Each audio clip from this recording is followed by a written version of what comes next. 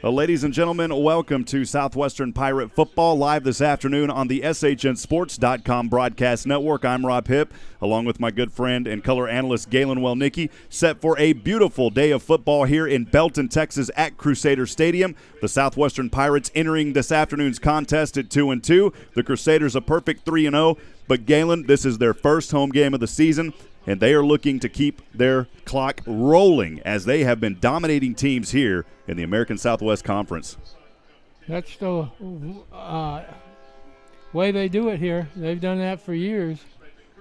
And, it's a beautiful setting for football here with the visiting team setting over on the opposite side there with the Student Union building. And this it's kind of like a hotel, really, this side of the stadium we're on. Well, we're about 12 minutes until kickoff. Again, thanks for joining us here on SHN Sports. We'll have pregame information and more. Stay with us. Southwestern Pirate Football live from Belton, Texas, moments away. We'll be right back in just a few moments.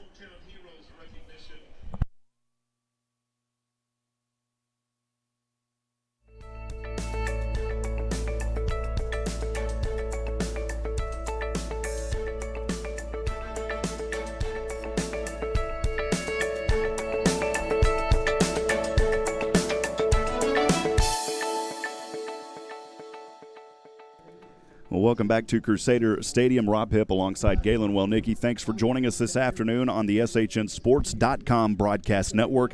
A beautiful facility here in Belton, Texas. We didn't get the official weather report, but I would suggest that it's probably around the low 70s right now, maybe the mid 70s here. Wind's not going to be too much of a factor. We'll have that official weather report here in just a few moments. We talk about a UMHB team, their first home game, 3-0, 2-0 in the American Southwest Conference. The Southwestern Pirates, 2-2 on a two-game skid right now. They're 1-2 in the ASC. Well, you talk about the University of Maryland Hardin-Baylor after opening the season, 3 consecutive road games. They finally get to play in front of their home crowd here in Belton, Texas. These two teams have only played once before. Of course, Southwestern joining the ASC last season after dominating in the SCAC, winning the championship back in 2016. Well, the Cru overcame a sluggish start in the game last year versus Southwestern in the second half as UMHB topped the Pirates 44-10 last season here in Georgetown. Galen, an issue for Southwestern has been the turnovers. Last week they had a few again. They've got to control the ball. The penalties getting a little bit better, but as we talked to Coach Joe Austin in the SU Football Weekly with Coach Joe Austin, he still wasn't happy with the penalties that this team is receiving. Right, and the one thing the Mary Hardin-Baylor defense is keyed to forcing teams into turnovers. They like to cause the turnovers and take advantage of them. They've got tremendous team speed and pretty good balance. And as Coach Austin said, the big key for their offense this year is the fact that they've got a great offensive line, which they kind of lacked. It's gone from mediocre to good in the past. And then, they got a new quarterback. He's a transfer from Abilene Christian. And to tell you how much interest there is in some places, he's from Andrews, Texas. And I've been down visiting some friends in the media booth, and they have a seat there for him. They've got the reporter from the sports editor from the Andrews papers coming down tonight to do a story on him. So, well, Coach Joe Austin here for the Southwest Pirates. Of course, Southwestern Pirates, he's in his 10th season, also the offensive coordinator and the quarterback's coach. 35-37 record here as the University of Mary Hardin-Baylor Cru, the Crusaders, makes their way onto the field. And Galen, this is a team that they don't run in a straight line. They come around here and they're putting on the work early. It's going to be a tough game for Southwestern, but they are coming in with their game faces tonight. Again, as I just mentioned, Coach Joe Austin in his 10th season, 35-37. Southwestern offense, points per game, 30. They rush for 237 yards a game. They pass for 167 yards per game under the leadership of Coach Fred Hover. We do have Chuck Cracy down on the sideline here, and we will see in just a few moments. He will have that early interview here in just a few moments with Coach Joe Austin. We'll keep our eyes down there on the field for that. Southwestern putting up 403 yards of total offense on this season, and we'll send it down now, I believe, with Chuck Cracy and head coach Joe Austin. Chuck, take it away. Thanks, Rob. We're down here with Coach Austin. Coach, it's a great setting for college football. It's a exciting week. Talk about the mood of the team and some keys for victory that we could look for. Well, we're going to have to match their aggression. We're not going to be able to match their size or speed, so we're going to have to be gritty. We're going to have to play mistake-free and just, like I said, match their aggression and their toughness. They're going to come right after us. We got to do the same. Go get them, Coach. Thank you. Back to you, Rob. Chuck, we appreciate you down on the field. We'll be hearing in and chiming in with you all game long, as always. As we continue looking at the numbers here for Southwestern on the defensive end, they allow 25 points a game. And the rushing yards, they allow 85. But the passing game, Galen, we haven't talked about that much. That has been a big problem for Southwestern as of late. They are allowing almost 300 yards through the air. You've got to find a way to stop the quarterbacks here tonight. And I got to tell you, when you've got a quarterback like Jace Hammock for University of Mary Hardin-Baylor, the junior from Andrews, Texas, this young man, 43 of 67, 763 yards, 7 touchdowns, 1 interception. It's going to be hard tonight to stop that young man. Yeah, he's got great receivers. The TJ Josie is probably as good a receiver, even though he doesn't have the physical build of some of the other receivers we've seen. He's probably as dangerous and as good as any receiver in the conference. He's got great speed. He used to be the quarterback. Well, the temperature here is 75 degrees as our country's national anthem plays in the background. Winds 9 miles per hour out of the southeast, 84% humidity. The radar is clean tonight, and that is a good sign, Galen, because earlier as we were coming out of Georgetown, we saw a lot of rain. Of course, we had thunderstorms in the area this afternoon. Luckily, those have moved out. The radar is clear. We've got clear skies with the sun starting to move. I don't want to say clear skies, but where we're sitting, the sun is shining. A beautiful afternoon for football here in Belton, Texas. And, man, we had thunder at the house earlier. We had a heavy thunder shower this morning here. Well, back talking some early things here. The Southwestern Pirates offense allowing 400 or putting up 403 yards of total offense a game. Southwestern allowing 343 on the defensive side. Galen, these are video game type numbers for University Mary Hardin-Baylor. We're talking about a team that averages, and this is the correct numbers, averaging 69 points a game. Their defense is only allowing 9 points a game, Galen. Rushing 319 yards a game. They're only allowing 64 yards per rush or per game in rushing. And for the passing side, 307 yards they're putting up through the air. They're only allowing 115. You add up those numbers, that's 627 yards a game in total offense that they're averaging. The defense only giving up 179. If you do want to look at one area that the University of Mary Hardin-Baylor is struggling with, it's been penalties. Just like Southwestern, that is something that the Cru, the Crusaders, wants to clean up for sure. You know, that can be kind of understandable, too, for a variety of reasons. Both teams have played a lot on the road so far this season. And, you know, if you analyze it in a lot of games, the road team usually gets a few more fouls than the home team. Well, their head coach has been the head coach since this program was established here in 1998 for the Cru. We're talking about Mr. Pete Fredenberg, 21 years now here at UMHB. Started again in 1998 when this football program was started. He's got an overall record of 210-39, 36-15 in Division III tournaments. He's got one championship, that one coming back in 2016. And Galen, an astounding 15 American Southwest Conference championships. The first one's coming in 2002-03. He hasn't been stopped since 2005. A coach that's in his 60s, but he coaches with the energy of someone that's in their early 20s. This man is simply a legend here in Belton, Texas, and a blessing to UMHB. He was on the, he was suspended for the first three games of the season for unspecified violations of NCAA rules that are still being investigated, but he kept a stern leadership on his team, watching films and critiquing the films of his team, and he honestly, in last week's game with TLU, which they won easily, he said that they played poorly. Well, let's talk about those previous three games that they played. Of course, their first week, a bye week here. They started play on September the 8th at Albright College up in Reading, Pennsylvania. They dominated, and I'm talking about just I can't even think of a word to put into this, Galen. Maybe you've got one, but basically dismantled Albright 91-7. They played again at Sol Ross and Alpine. They won that game back on the 15th of September, 68-7. And then just last week on the road down in Seguin, Texas Lutheran Bulldogs 47-14. A team that's hungry, that wants to continue chomping at the points. Southwestern has got their work cut out for them tonight. They really do. Friedenberg's there, kind of fired up. Friedenberg's back for the first game tonight. And the players, this program revolves around him. He hires good assistant coaches. They have good student assistant coaches. And they pride themselves on not making a lot of mistakes. Well, we've got Chuck Gracie down on the 20-yard line. Chuck, you're right in the sunlight there on the visitor side, but how beautiful is this Crusaders stadium?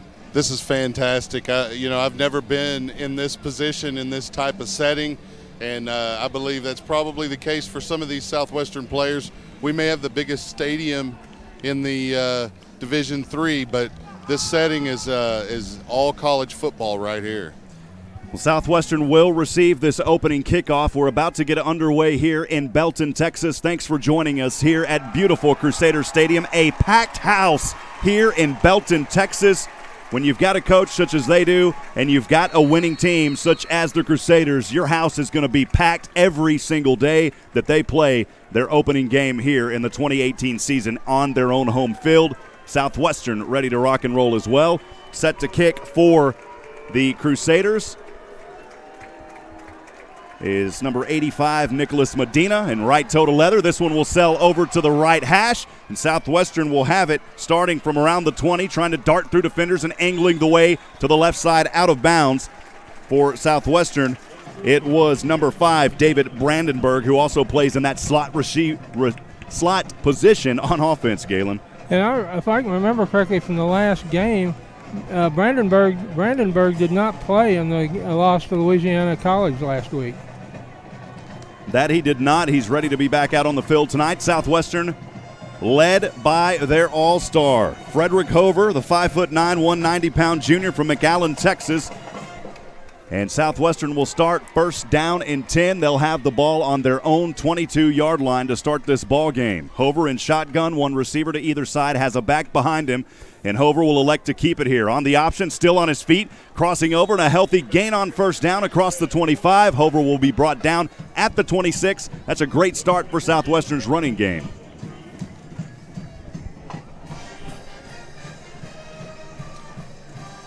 That was Jalen Martin on the tackle.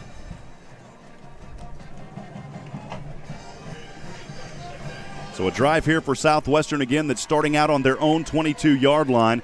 It'll be second down and 7. It's actually second down and 6. They've got the ball spotted at the 26. Hover in shotgun, nobody behind him. 2 receivers down on the right, 1 receiver all alone up top. Hover again will keep it. Has room across the 30 on the left side. Now dives across the 40, and Hover gets the Pirates a first down on their opening drive all the way to the Pirate 41-yard line. Elijah Cross on the tackle. This would be a big thing if Southwestern could go down and score, because Mary Hardin-Baylor has not given up any points in the first half this year. For the University of Mary Hardin-Baylor, tackle Xavier Carter, the guarder, number 63, Lane Smith. Actually, I'm reading them reverse. We'll get to that here in just a minute, Galen. First down and 10, the ball on the Crusader, on the Southwestern 41. This time it is Hover again on the keeper, and he will spin his way around like a top, and maybe a gain of 1 on the play. We'll see where they spot that. They do give him 1 yard. It'll be second down and 9 from the 42. Akeem Jackson was in on the play for Mary Hardin-Baylor, and right now Fred does not look like he's got any lingering problems with his. The only lingering problem he has right now is the UMHB defense. Southwestern on a second down and 9. They've got the ball on their own 42-yard line on the left hash mark. 15 seconds on the play clock. We're at 13-10 here in the first. No score, just underway. Hover delayed, and Hover fumbles the ball as he's hit from behind. Southwestern will recover it around their own 33. Hover didn't see him coming, and that's the way it goes here to start for the Pirates.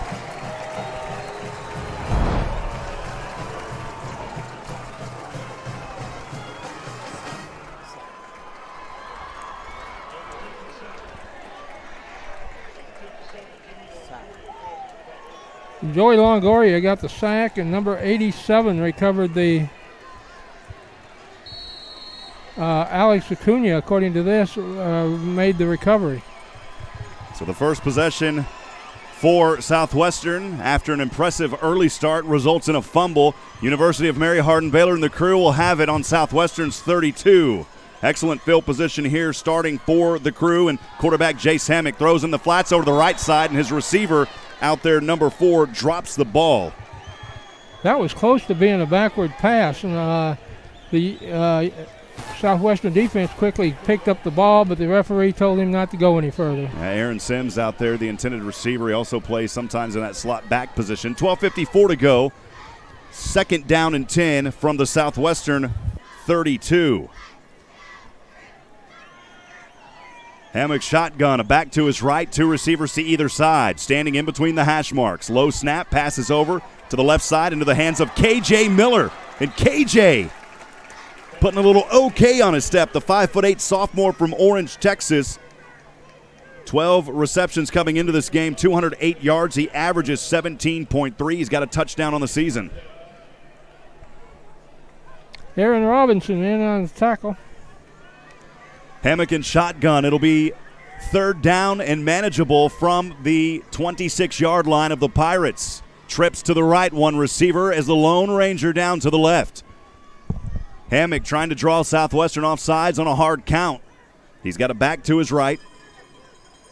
This is a very well-coached and disciplined team, and we'll see this a lot tonight. Southwestern in their 3-4-4. Pass over in the flats to the right side into the hands of Sims. Sims breaks through a tackle as he angles his way out of bounds at the 20, and he's got a first down for the Cru in the red zone now on the Southwestern Pirate 20. Brady French ran him out.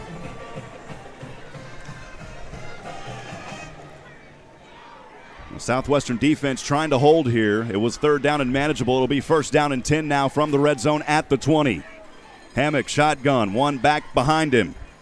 I believe that is Markeith Miller, and Miller tries to run up the right hash mark. He'll be stopped for no gain on the play. Second down and 10 from the 20. Miller, the back for University of Mary Hardin-Baylor, the 5'10", 220-pound senior from Garland, Texas. His numbers through 3 games, simply unbelievable. 52 carries, 364 yards. Galen, 9 touchdowns for that young man. He is their go-to back. When you score as many touchdowns as they have, it's probably not that hard to have 9 touchdowns. Second and 10 from the 20. Pass again to Sims, this time on the left side. Breaks through one defender and finally claws his way out of bounds at the 17-yard line. It'll be third down here for University of Mary Hardin-Baylor and the Cru. Robinson again on the force out of bounds. And they move the ball there to the 17, a 3-yard gain. It will be third down and a long 7. Pirates defense trying to hold. That defense made up of the left tackle, Jared Wiggins, number 75, 54, Ryan Everett, Cole Anzaberry, 64, David Allen Quinton, 52, and 65, Charles De La Rosa makes up that front line for the Pirates. This is a Southwestern Pirate defense, though, that is allowing 25 points a game. They're going to have their work cut out for them here this afternoon, but an opportunity to hold, and a whistle here on the play, and it was a delay of game. I don't think they got a timeout, did they, Chuck? They did. I did not see one called. And they did step off the 5 yards, although the side judge from that side is coming in to talk to the white hat, so we'll see. They're going to talk things over. An official's timeout here as Coach Pete Fredenberg down here standing on the 35, of course, on his side, and letting his staff do things. We'll send it down to the official. He's waiting on his mic to get turned on, Galen. His mic isn't turned on yet. He gave some old-fashioned hand signals there. You know, it looked like at the time he was fighting with the mic turned on there. It looked like he was scratching his back, that some mosquitoes might have got down his shirt or something out there. Well, we had a lot of them coming in from Georgetown, especially after all the recent rains. Well, again, just underway here. First possession for the Cru of Mary Hardin-Baylor after the Southwestern fumble. No score, 10:34 to go here in the first quarter of action. Thanks for joining us this afternoon on SHN Sports. They do move the ball back 5. It'll be third down and a long 12. Southwestern with all their men up front, all 5. Stepping back is Hammock. Hammock hands off to his back. Lots of room for Markeith Miller. He spins around and he's brought down. A great tackle, though, coming from Southwestern, stopping any potential move out front, you got to talk about Joel Heideco doing some work here tonight. Okay, we're down to fourth and about 3 here. And Galen, I made a mistake earlier. I was going over the offense for Southwestern. We look at the defense: 42 Garrett Womack, 45 Grant Mitchell, 93 Nicholas Smith. They make up the front 3 for Southwestern. 4th down and 3. The Cru will go for it here on the Southwestern. Looks like they have it spotted at Watch number the 14. 10. Pass over to the left, up, caught, backpedaling in, and out of bounds at the 1-yard line. Almost in there for the touchdown. The pass to T.J. Josie, the 6'2", 210 senior from Angleton, Texas. 11 receptions, 155, and 3 touchdowns coming into this game here this afternoon. Josiah Minifield forced him out. It'll be 1st down and goal for the Cru on their opening drive of this afternoon. We got a different quarterback right now. Snap directly back over to number 12. That's Denarian Thomas. And Denarian says, you better start fearing, baby, with the 1-yard touchdown run on the keeper by DeFerian. Joshua Harris up in the booth. And Joshua Harris helps us out here on SHN. We're kind of conflicted because he's got the Southwestern shirt on tonight, but he's a UMHB grad. He's got the championship shirt right under his Southwestern shirt, showing both sides of it tonight.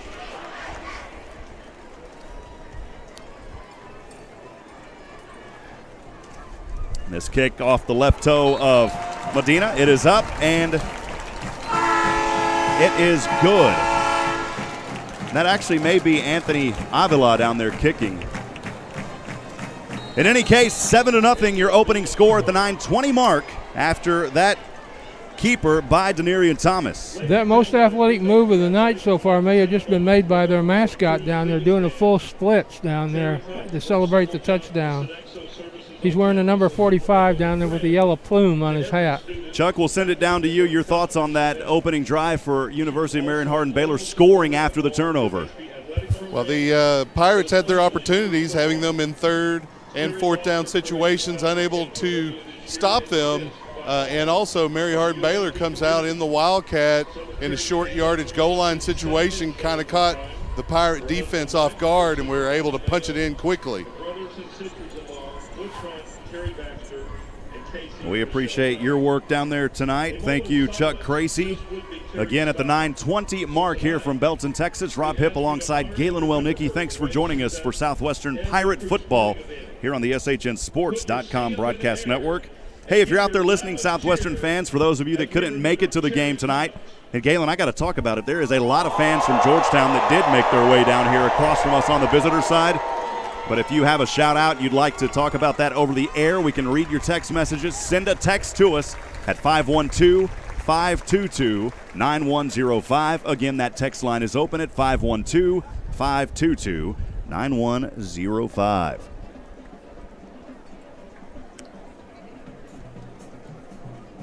One thing this proves here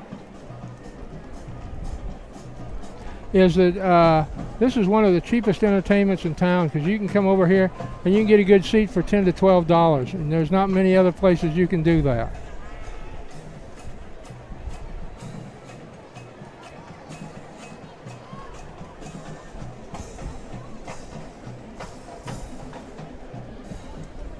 Well, for those of you here earlier, the ladders were up, but over just behind the scoreboard to our left, the Temple Fire Department truck number 6 and the Belton Fire ladder hoisting the nation's colors before the game, and public servants on hand for the coin toss. A little bit later in this game, we'll get you a shot of that, but we're back in the action here. Thank you, David England, of course, working for Georgetown Fire Department. He's got his head in the game. He knows what's going on. Right toe to letter. This kick is up and on its way. Selling end over end on the left side and fielded at the 10-yard line by Southwestern. And Gwynn will spin around with the return, and he'll be brought down around the 30-yard line. Tavon Gwynn, the freshman from Killeen Ellison High School, just across the road here outside of Belton, Texas. It's a little bit farther, about 10 miles. 10 miles, yep. But that in Texas talk, that's just across the road, Galen. That's true. Appreciate Mickey holding up here, operating camera for us. Joshua Harris on scoreboard. David England, our spotter tonight. Nathan Height mixing, and, of course, Chuck Cracy on the sideline. Southwestern second possession of the night, first down and 10. They've got the ball on their own 30-yard line. Hover shotgun passes over. That one almost intercepted at the 35. His intended receiver on that play was David Brandenburg, the junior. Jalen Martin came in there real quick and almost had another pick. It's a problem that Southwestern had last week, turning the ball over. Their first opening 3 possessions, fumbling the ball. Well, that was 2 weeks ago at East Texas. They cleaned up a little bit, but still having some issues last week and missing out on a victory. They lost that game 21-19 versus Louisiana College. Here on their second and 10 from the 30. Well, if you noticed on that play, the tackler, Elijah Cross, went for the ball. You could see him down there with his hand clawing in there trying to pull that ball loose. You know, he looked like a bear trying to get his meal. They've got an Elijah Cross, and we've got an Elijah Clough. So the E's making it happen here tonight. Third down and a long 9 for Southwestern on their own 31-yard line. In motion is Brandenburg from left to right. Hover will keep it. Hover has room. Hover diving forward, and he is close to the first down near the 40. We'll see where they mark this ball, as he was close, Galen. Jalen Martin again, that's as close as a pair of basketball player's large tennis shoes. And would you gamble? It looks like they're going to punt, but would you gamble and go for it right there? I think coming off of a 2-game skid and you're playing against a top team, I think this is a case where you flip a coin. The punt is up and on its way. They do not fake it, and it will drop around the 30. Takes a Southwestern pirate roll, continuing to roll down the mountain inside the 20, and that ball will rest at the 18-yard line in between the hash marks. Southwestern, their second drive of the afternoon, stalls after Hover was about a half a yard short of a first down. It'll be the second possession of Mary Hardin-Baylor, leading this contest right now 7-0 here at the 7:41 mark in the first quarter of play. And you have to wonder with their offense, how long is it going to take them to cover 82 yards of field turf? This drive for UMHB will start on their own 18-yard line. Their last drive started on the Southwestern 32. Hammock shotgun, steps back, throws all open at the 30 on the left side, has his intended receiver, and has the first down. In my recent memory, and I've covered several games over here, is that this is the first really good passing quarterback they've had in a long time. KJ Miller with the reception moments ago. It'll be first down and 10 now from their own 34. Chase Hammock, Andrews, Texas product. In shotgun, the quarterback passes over onto the left side into the hands of number 1, Kadarius Daniels from Pflugerville Cedar Ridge High School. Minifield forced him out. Kadarius will have a gain of about 4 on that reception. It'll be second down. They give him 3. It'll be second down and 7. Now they'll give him 4. It'll be second down and 7. They're getting the clock update a little slow. Handoff here to the back in the backfield as he goes up the middle on a second down and 7. It was Markeith Miller adding to his totals in this early season. He's got enough for a Cru first down.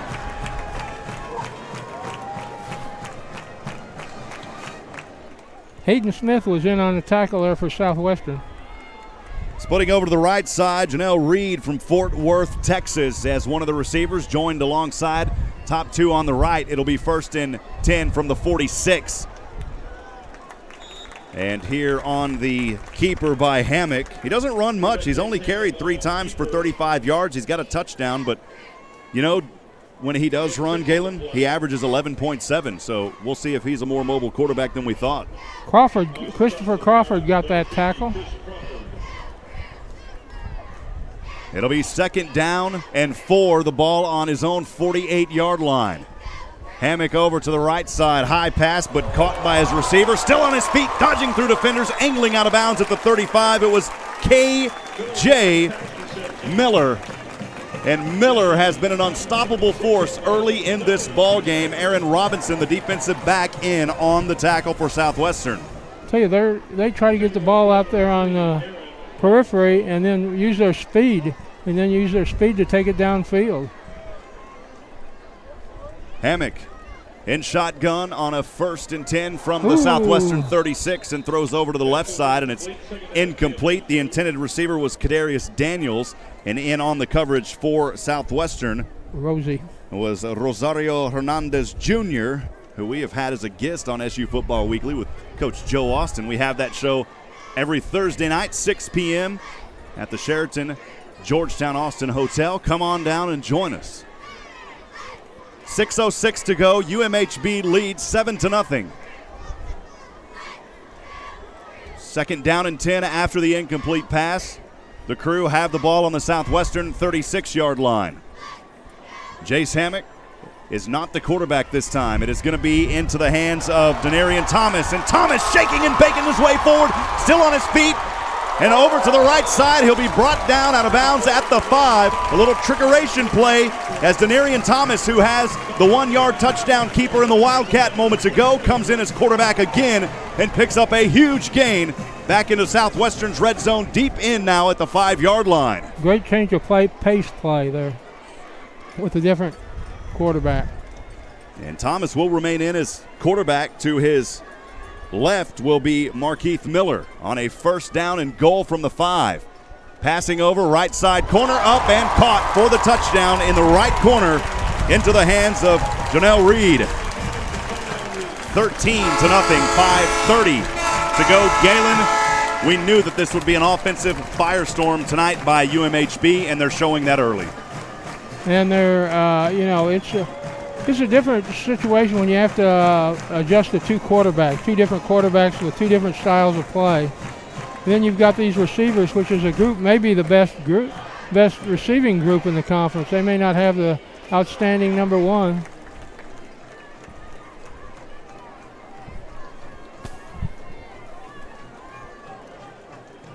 Anthony Avila set to the extra point. This one is up and through the uprights and good. And Avila makes it a 14-0 game, 14-0 at the 5:30 mark. Southwestern going to have to find something on offense here. Their 3rd possession coming up, Galen. It's time to get something done. That horn there makes it sound like the Santa Fe train going over to Killeen has jumped its tracks and coming through the stadium right now. It's got good volume. Randy Carter, the public address announcer here at Crusader Stadium. We appreciate Randy. Had an opportunity to catch up with him earlier, and we also talked to the SID, John, a few moments ago. And we really appreciate the hospitality and the barbecue filling our bellies before this game. Yeah, it's good food. I won't give the name of the place. I won't give them a free commercial. I will. Miller's Barbecue. Yeah, we eat there every once in a while. So when we come over from Temple.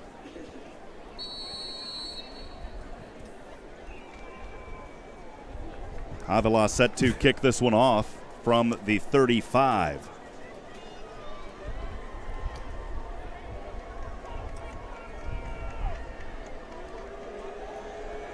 Two set back to receive for Southwestern. Right toe to leather, ball end over end. And it will be fielded at the 3 by the Pirates on the left side. Trying to dodge through defenders is Tavon Gwynn, and he is up leveled at the 13. Actually at the 17-yard line in between the hash. Chuck, that was a hit. You were right in front of it down there. Raylan Hickey was the man on the tackle. Well, and Coach Austin said we need to match their intensity, and they're bringing that intensity. Minifield had good coverage on Reed down here in the corner. He had him blanketed. It was a perfectly placed pass to a much bigger receiver. There's not a whole lot you can do there. Southwestern will start on their own 17-yard line. The action, of course, as you can see it on your video screen, will go from left to right. Hover and the Pirates trying to answer here, trailing 14-0 at the 5:24 mark. In the first quarter of action, Hover in shotgun, a back behind him, one receiver to either side. And Hover going to call a timeout. He's not happy with the formation and what he saw. And that will be the first timeout of this first half for Southwestern, as UMHB has all 3 of theirs. Chuck, what was going on down there? Hover called a timeout pretty quick. Yeah, he didn't like what he was looking at on the defensive side of the ball. It looked like they were crowding the box, and maybe they were planning on going right there at the middle. They decided to call timeout instead of running into that wall there in the middle of the field. During the timeout here, we will try to reach over. If you can see fire engine there that we talked about earlier, David England passing some notes to us. Gracefully resting under our country's national flag, under the Texas flag, and under the UMHB college flag. Beautiful sight. Thank you to Belton Fire Department and all of our servicemen and women, not only in the military, but those working in police, fire, and more. Thank you for all that you do as we honor you here this afternoon. First down and 10 for Southwestern from left to right, starting on their own 17. Hover back into the hands of his back, and he's leveled for a loss around the 14. Actually around the, they're going to mark him at the 14. That was into the hands. Reggie Cole made the tackle on that play. Kalen Heim out there, but that one was into the hands of Markel Henderson. Heim for Southwestern, the 5'11" sophomore from Alvarado, Texas, from Venus High School. 55 carries, 411 yards, 4 touchdowns. He averages over 7.5. He also can catch the ball, too. 7 receptions, 175, and a touchdown. Averages over 25 on the catching end. Second down and 12 now from their own 15. Actually back to the 14. Hover is chased from behind again, and nobody back there to protect him, and Hover will be clobbered for a sack around the 5-yard line. Joey Longoria, a veteran Mary Hardin-Baylor defender, got in there and got him from behind. You know, there's no defense back there when you're the quarterback, and there's nobody there to block for you. He came, as they say in the NFL broadcast, he came unabated to the quarterback. Hakeem Jackson got up and gave him the high five. That is a powerful defense out there for the Cru. This time showing some pressure up on the line. It'll be third down and 22. Hover from his own 5. High snap, able to hold it. Pass back and a safety. He fumbled it. And did the Cru pick that up? We're waiting to get the official call. And it is a touchdown after the fumble in the end zone. Kalen Heim coming up with his head down. Chuck, you were right there on the action. My goodness gracious.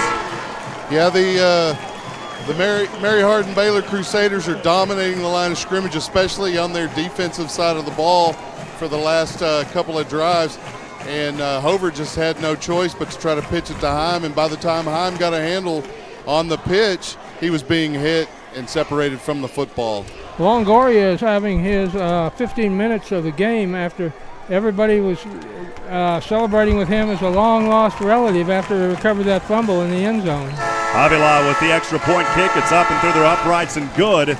And here at the 3:47 mark, University of Mary Hardin-Baylor Cru dominating Southwestern 21-0. We'll keep things right here.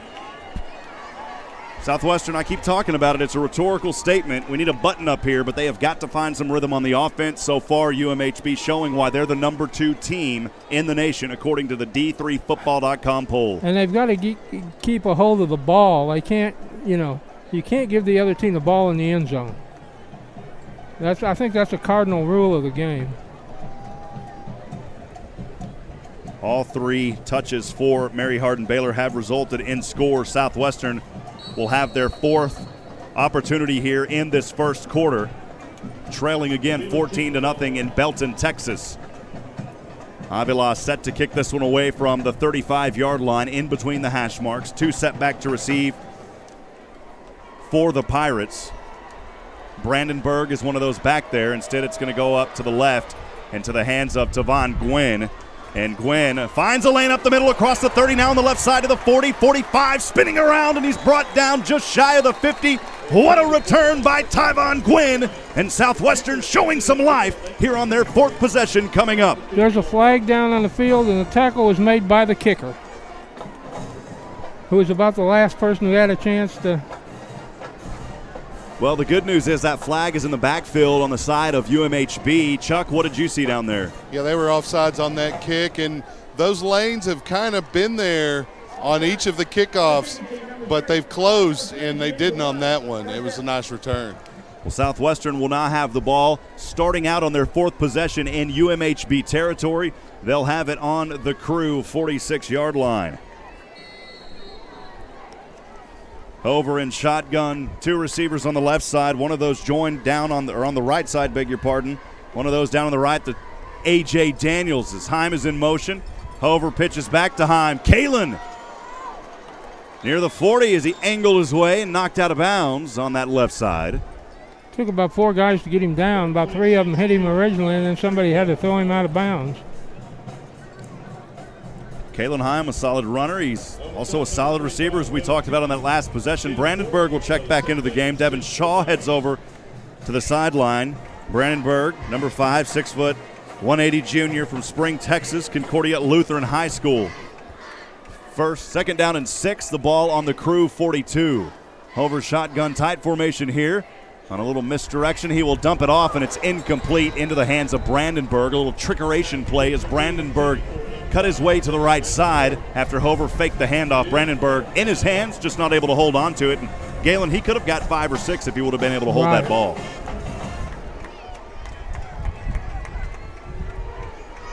Brandenburg will head over to the sidelines, also along with A.J. Daniels. Lining up on the left side for Southwestern, Anthony Stevens. We've seen him out several games here for the Pirates. It'll be 3rd down and 6. The ball on the Cru 42. Hover shotgun as Hipp moves behind him. Hover going to backpedal his way forward using his right shoulder at first. There in between the numbers in the left hash. He'll have it up to the 40. I think at this point Southwestern's going to go for it, Galen. Isaiah Johnson made the tackle. Yeah, I think they will. You know, when you're down by 21 already, you don't have much to lose. You're in the no man's land just inside the 40, around the 39.5 on the left hash mark. Southwestern will break out of the huddle. They'll go for it here on a 4th and 3 from the Cru 39 on the left hash mark. Hover shotgun. Hipp is back to his left. 2 receivers to either side. One on the right is A.J. Daniels. Look for his big body to get some action. 4th and 3. Hover going to keep it. Hover has the first down across the 35. In between the marks he goes. And inside the 30. A great play call by Coach Austin. And Southwestern has the first down inside the 30. Finally brought down by Santos Villarreal III. And that was a great play there, in that there's no laundry on the turf. Defense check in for the University of Mary Hardin-Baylor. Number 90 is, number 60, Joshua Gallegos. First down and 10 from the Cru 28. Hover is grabbed on the back of his jersey, and he will be brought down as he took it up the middle.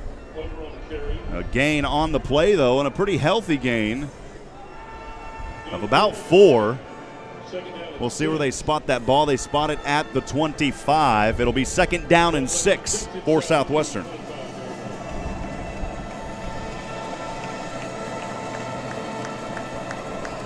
Hover breaks out of the huddle. 2nd down and 6. One receiver up to the left is Landry Bray. Down to the right is Tavon Gwynn, and that's it for the receivers from the Cru 25. Hover drilled in the backfield. He couldn't even get it away. I think they were looking for a little end-around action to Brandenburg, and Hover goes down. Eric Wright in there.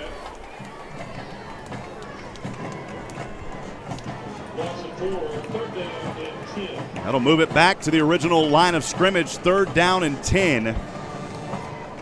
Tavon Gwynn heads over to the sidelines for Southwestern. The Pirates break out of the huddle with 46 seconds to go, trailing 21-0. 3rd down and 10 from the Cru 29. Hover shotgun. Hipp is back to his left. 2 receivers to either side. Hover again going to keep it. He breaks through one tackle, still on his feet, dives his way forward. He's still on his feet, and Hover will go in and score the touchdown. What a run by Hover. 29 yards by Frederick Hover. The first point scored on Mary Hardin-Baylor in the first half this year.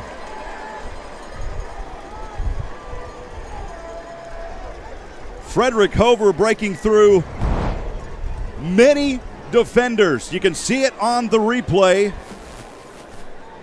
Well, you can see the excitement on the replay.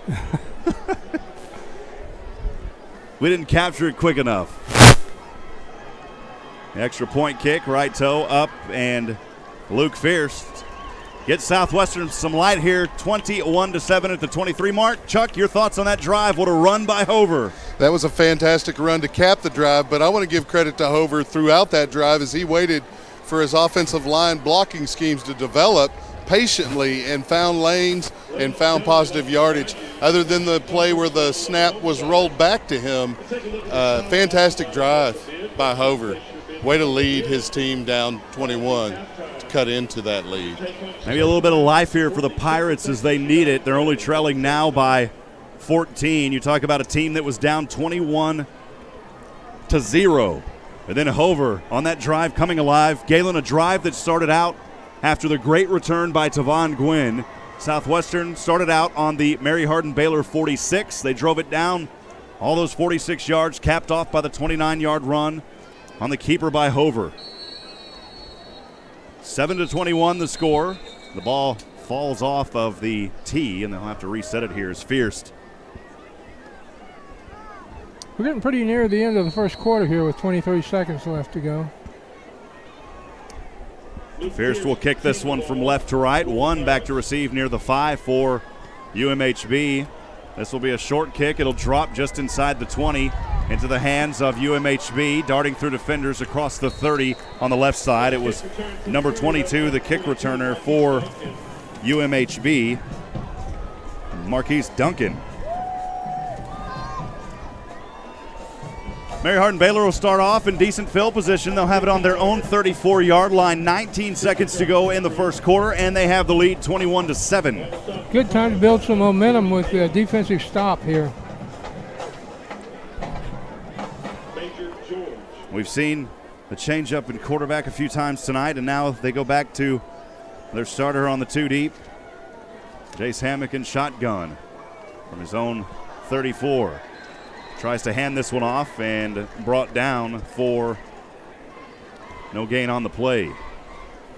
And actually, that isn't Hammock. This is now Luke Poorman out there at quarterback. So another change at quarterback. This is the third quarterback that we've seen now for UMHB. Poorman, the junior from Orlando, Florida, University School. And that will be the end of the first quarter.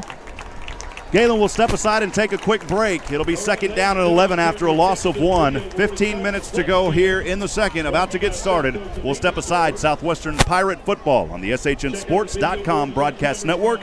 We'll continue in just a few moments.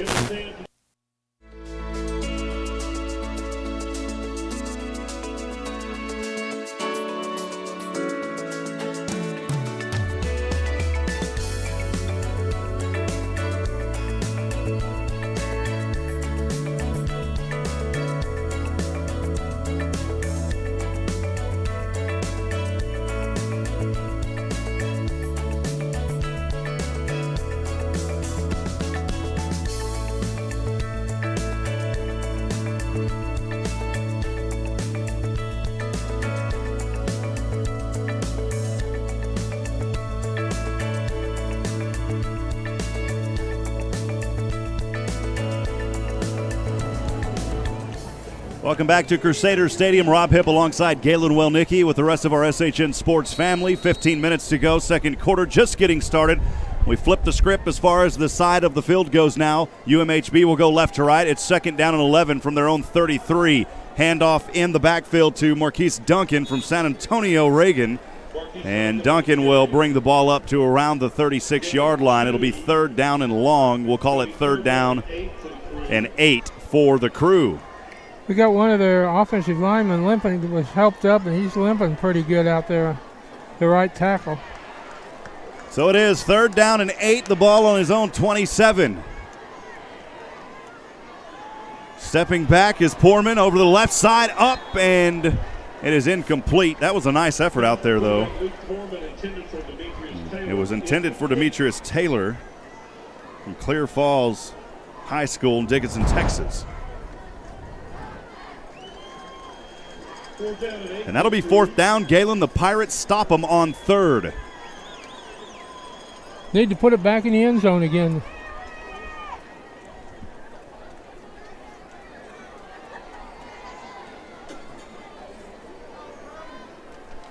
Southwestern one back to receive is Brandenburg inside his own 20.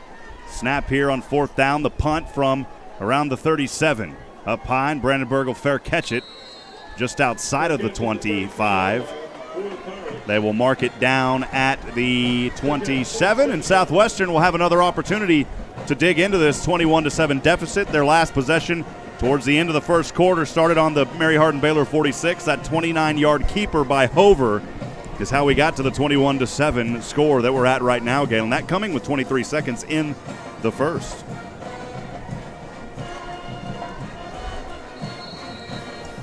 So again, Southwestern will start this drive on their own 28-yard line. Hover shotgun. Trips to the right, one lone ranger all by himself down to the left. Again from his own 28, Hover with the keeper as he tries to bounce through defenders. He'll get it up to the 29. A gain of 1. It'll be 2nd down and 9 unless they give him another yard. They do give him another yard, so it'll be 2nd down and 8. We'll have first half stats and more here in just a few moments as those just coming to us. Hover loves to run that middle. Well, they give him 2, 2nd down and 8. The ball just shy of the 30. Hover shotgun, 2 receivers to the right, 2 down to the left. Hover again will keep it, finds a gap, but this time he is ankle tackled at around the 31. Over again on the carry. Number 97, Isaiah Johnson on the tackle. 97, Isaiah Johnson on the tackle. 13:25 to go first half. The Cru lead 21-7. A very critical 3rd down and 6 for the Pirates. They've turned this ball over twice in this game. They don't want to do it here. They want to convert and get the first down. The ball resting on his own 32 is Hover, and shotgun back to his left. 2 receivers spread high to the right, 2 down tight on the left. The ball resting on the left hash mark. Hover making signals as he looks both ways. The Cru making noise. Hover has all day, right side up. It's intercepted right into the hands of UMHB. And the man is still on his feet across the right side, still darting through defenders, still on his feet inside the 40, still going. Galen, he broke through several defenders. He's going to score. Over to the left, and Hover will get the tackle. Hover's had enough, but what a play by UMHB. Reggie Cole.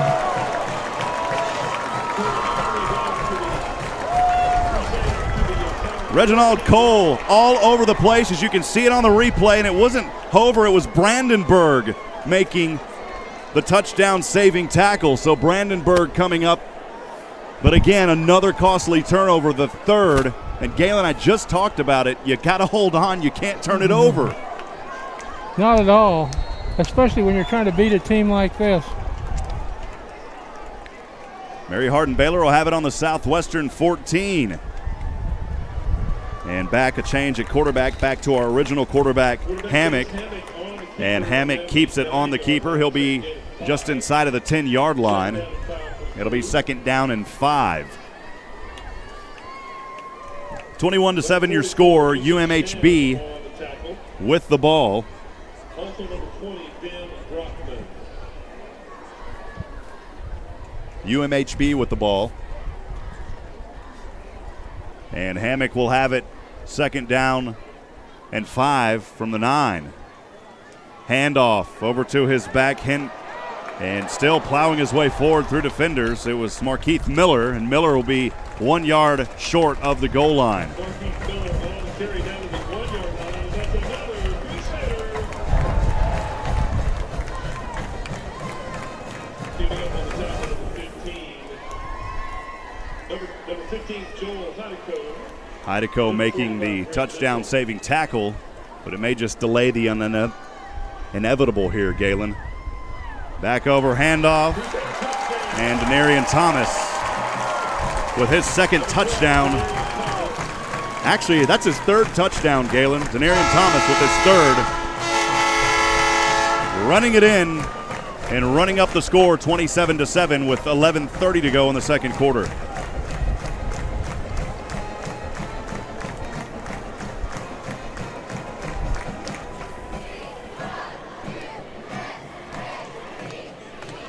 Avila set for the extra point kick. Little sunshine starting to grace its way across the visitor side of Crusader Stadium. Right toe to leather. This one up and through the uprights. And it's good. The Cru 28, Southwestern 7. We'll keep it right here. We'll send it down to Chuck Cracy on the sidelines. Chuck, we talked about it many times, this UMHB team. You have got to figure out a way to stop them. So far, Southwestern turnovers hurting them. Yeah, and the credit's got to go to that UMHB defense. They had hidden their coverage. They were up in a man coverage, and right prior to the snap, they shifted to a zone, and Reggie Cole was sitting right where Hover had planned that pass and was able to carry it back, put the Pirate defense on their heels. It's tough to stop a team like Mary Hardin-Baylor when you give them the ball inside your side of the field. Chuck, it's a totally different sport, but I've got my David Robinson socks on right now, and I'm hoping that old D-Rob will bring some luck here to Southwestern. Well, if it helps, I've got my bacon and egg socks in Southwestern colors. There you go, Chuck.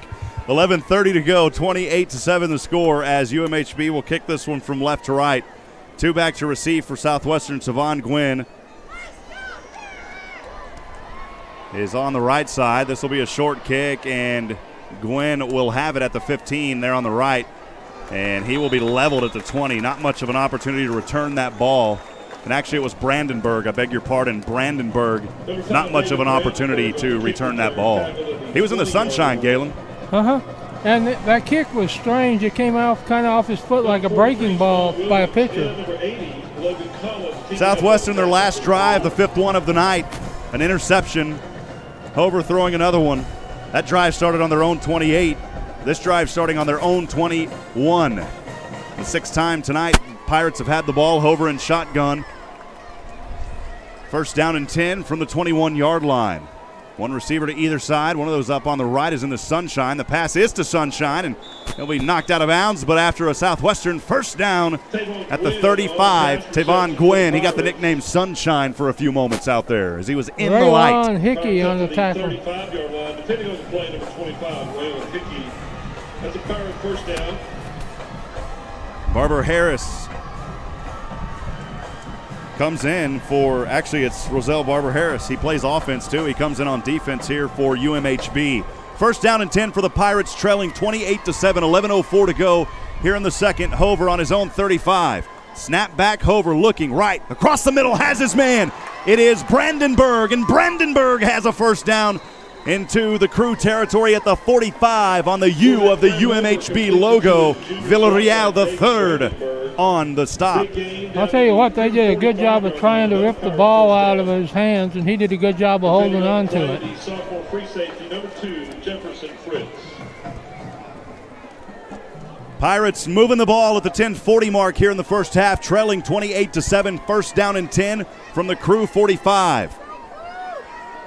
Hover stands in shotgun at the 50. Two receivers to the right, two to the left in a tight formation. AJ is a tight end. Hover, though, going to keep it behind his blocker. Kalen Heim gives him a block, and Hover will have an 11-yard carry on first down. He'll have the ball to the 34.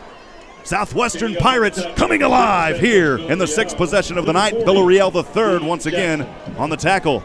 It looks like Frederick looks like he's back to normal now as a quarterback as far as his health is concerned, because he's not yielding anything. David Brandenburg will head over to the sideline. He's replaced by Alante Shines, coming in as receiver to the left. Also joined by Landry Bray. Spread out to the right is Tavon Gwynn. First down and 10 for the Pirates on the Cru 34. Hover shotgun stands at the 39. Has all day, passing to the right, up, and well overthrown. His receiver, Tavon Gwynn's out of bounds on the right side of the 10-yard line. Second down and 10 upcoming. Pirates with the second and 10 at the Cru 34-yard line. About 32 came out. And that was Santos Villarreal, the third on the tackle. Santos getting his name called a lot here this afternoon as Gwynn heads over to the sideline.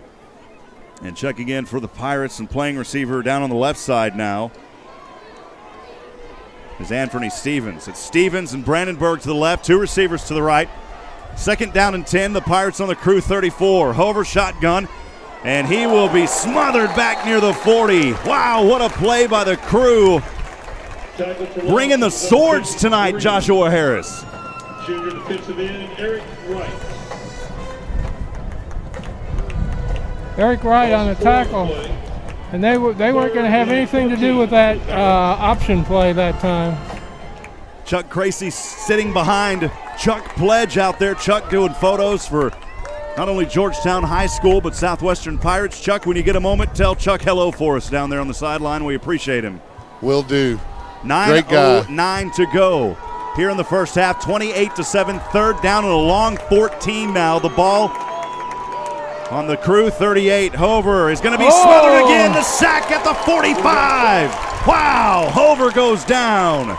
Number 53, Eric Wright, and number 57, Joey Longoria. Wright and Longoria both came crashing through there, and there's not much he could do with that. They were on him before he could blink. And now they've got to bring out the punting crew. There's no chance of going for it on 4th down and 20. Set back to receive the punt at the 10-yard line will be KJ Miller alongside Aaron Sims. And Austin Emery, who also plays quarterback for the Pirates, will kick this one from just in front of his own 40. Emery gets the snap, gets it away. It's a low-selling punt, and it will bounce right to the Cru at the 15 on the left side. Has room to run across the 40 on the left, still on his feet. Emery misses the tackle. He will go all the way to the house for the return. 70 yards plus on that play for the Cru. It was KJ Miller. Give him 70 plus. And there was no... That young man has had a punt return for a touchdown every single game, breaking through defenders as he goes. The only phrase I can say, Galen, is my goodness gracious. It's all good here at UMHB if you're a Crusader.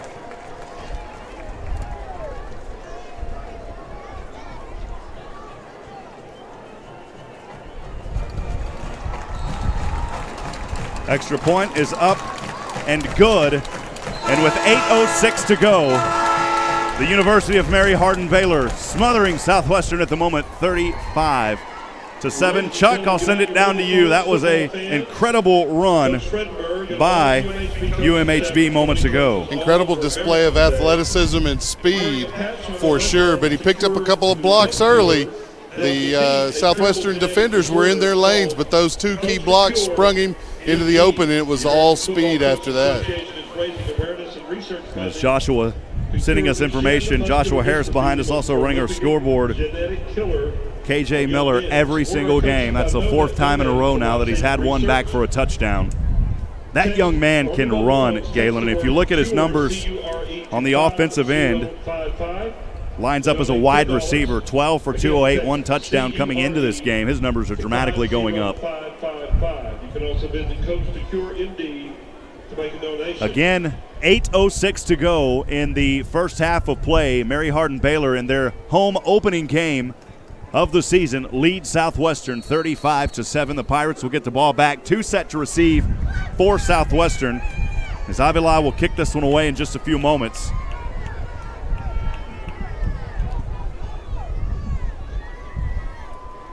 Anthony Villa teed the ball for the Cru. This kick is up. He almost didn't get under it. Brandenburg will set back to receive this one at his own 5 on the left side. Brandenburg still with the ball, and he will be leveled at the 10. You can hear the crowd. The ball came out, and Jacob Mueller making the hit there. Luckily, Southwestern holding on to that. I don't think they coughed it up. Brandenburg on the kick return for the Pirates. Thankfully, if you're a Pirate, you didn't need that right now, Galen. Not in the least.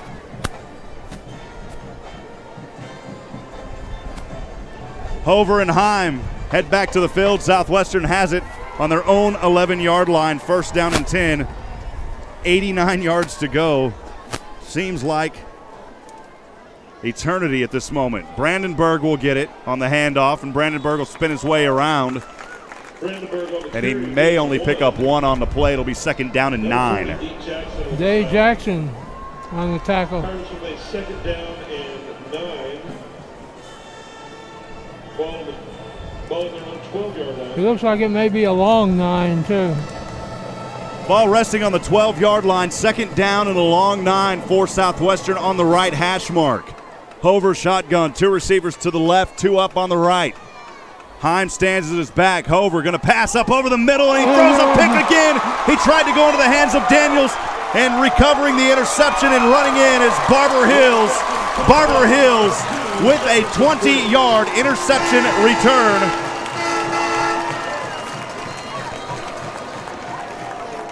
You got a player down for Mary Hardin-Baylor, down on the 5. Jefferson Fritz, I beg your pardon. These numbers are a little hard to see up here. Fritz with the 20-yard interception return. The 2 and the 3 looks alike. David pointing them out. I just can't see them. Appreciate it, David. 20-yard interception return.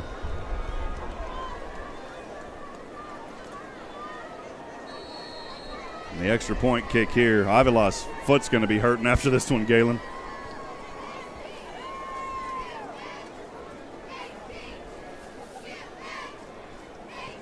Blocked. That is blocked. Southwestern a fall on it. Point after is blocked. And the block there by number 4 for the Pirates. I believe that was Corey Hubbard out there. Well, that's the one positive thing, if you can think about anything positive at this one right now, Galen. Southwestern getting the blocked extra point attempt, but this game is all UMHB right now, 41-7 at the 7:12 mark. Turn your attention to the video board for today's Cru News, brought to you by Edward Jones.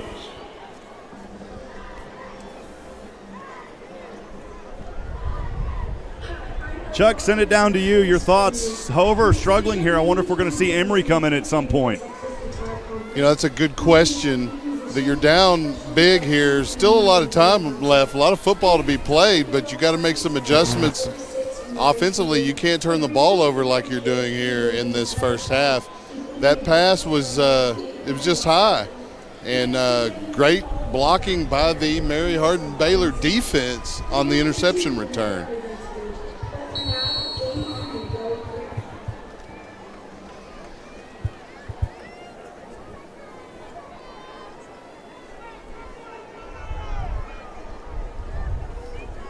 $7:12 to go, first half of play. University of Mary Hardin-Baylor all over Southwestern right now, 41-7. Avila will get under this one, kicks it to around the 12. Ooh, Southwestern fumble. bumps it, and Brandenburg is slammed to the ground at the 20 after the return on the play. Brandenburg having a rough time tonight as he is not able to get through blockers, and he has been getting leveled on a lot of those kick returns. That young man is going to be sore in the morning. Well, this Crusaders Stadium opening in 2013, the capacity 10,000 people. We talk a lot at Georgetown for Southwestern, seating over 12,000. It's the largest facility, Birkelbach, in Division III. But the stadium here, Crusader Stadium, a beautiful facility. We're blessed in Georgetown, but this one's beautiful as well. First down and 10, the ball on the 20 for Hover on their 8th possession of the night. Hover hands off to Heim on the right side, and Heim fumbles it, and it goes right into the hands, and UMHB recovers it. At the 2. Fumble recovered by number 6, Santos Villarreal. Santos Villarreal on the recovery, and he almost got into the end zone. Things getting out of hand now, Galen. They really are. You know, you can't bobble the ball around. This isn't volleyball. You're not. And Villarreal covered up on the 2-yard line. First and goal, Cru. It'll be first down and goal from the 2-yard line for the Cru, their 8th possession of the night. This team has scored every time they've touched the ball except once where they had to punt it away. That was only in the 4th possession. Since then, it's been turnover after turnover for Southwestern. They're going with kind of a wildcat formation here. Yeah, they are going to wildcat. It'll be a direct snap. Flags fly as it goes into the hands in that wildcat to Markeith Miller, I think but they called an illegal shift. There was definitely movement back there before the snap.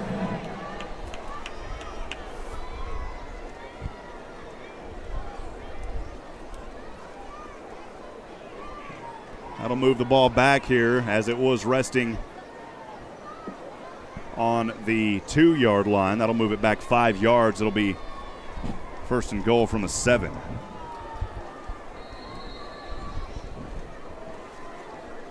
Hammock back at quarterback here on a first and goal from the Southwestern 7. Marquise Duncan as the back. He will pass over to the left, up and knocked away. Good defense there by Southwestern on the left side by Josiah Minifield. In the end zone by number 1, Josiah Minifield. The intended receiver there, J.J. Josie. Second and goal from the Cru from the Pirates' 7-yard line. Second down and goal for Hammock and the Cru on the Southwestern 7. Line up here with 2 receivers in a tight formation to the left, 2 spread out to the right. One of them down there is Kadarius Daniels. Hammock shows pressure, throws over, knocked away again. Great defense once again by Minifield and the Pirates. Minifield again on the breaking up the pass for the Pirates. So Minifield a couple of back-to-back defensive plays here to force a 3rd down and goal for the Cru. Be a little bit of life here for the defense if they can hold them, Galen, on a 3rd down and force a field goal here. 3rd down and goal from the 7. Left side, knocked at the line, and it's incomplete to Kadarius Daniels on the left. It'll be 4th down, and UMHB is going to have to go for a field goal here.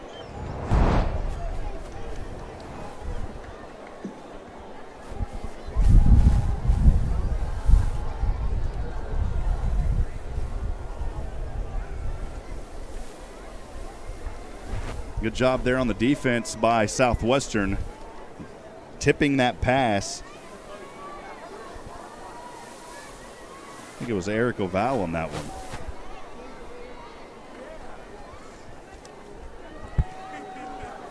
And a field goal here from, how far was that, Galen? Field goal is good.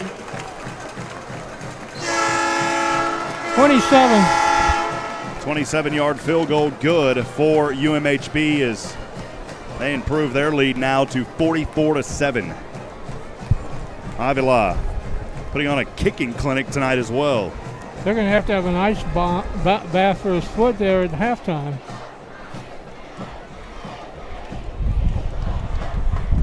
Again, your score, UMHB 44, Southwestern 7 here at the 6:38 mark in the first half. 9th possession upcoming for Southwestern.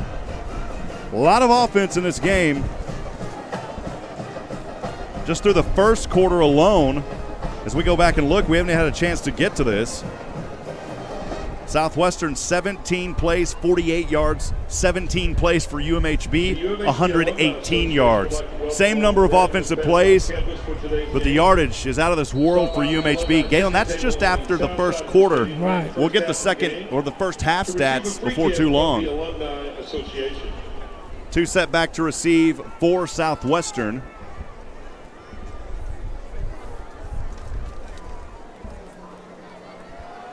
Brandenburg down there is one of them, alongside his teammate. And this will be fair caught inside the 15. That'll move the ball up to the 25 as Brandenburg fair catches it. Do they do that in college? They should move it up.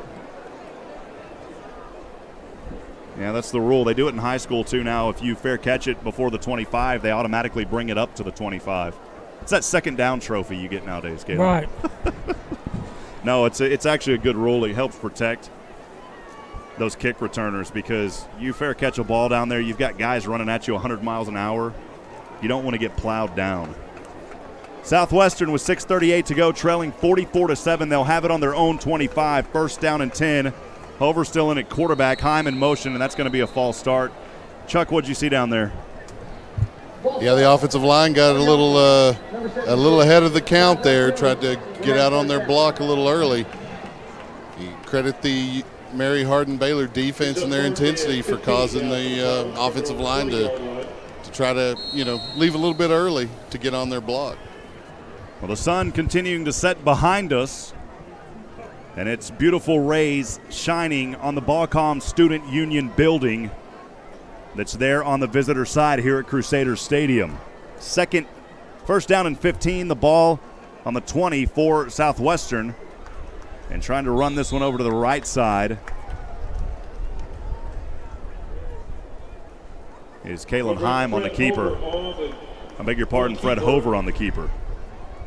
Hover was like a pork chop at a dog's convention there on that play. He had everybody chasing him. Close your eyes and picture that one, Kalen. I have. We have dogs. Second down and 13 for the Pirates after a pickup of 2. They've got the ball on their own 22. Hover shotgun, 2-receiver split. Hover will pass over up the middle and too low. The intended receiver just in front of the 30 was Brandenburg, and that'll bring up third down and a long 13. Brandenburg goes incomplete. You can tell Southwestern's getting a little bit frustrated.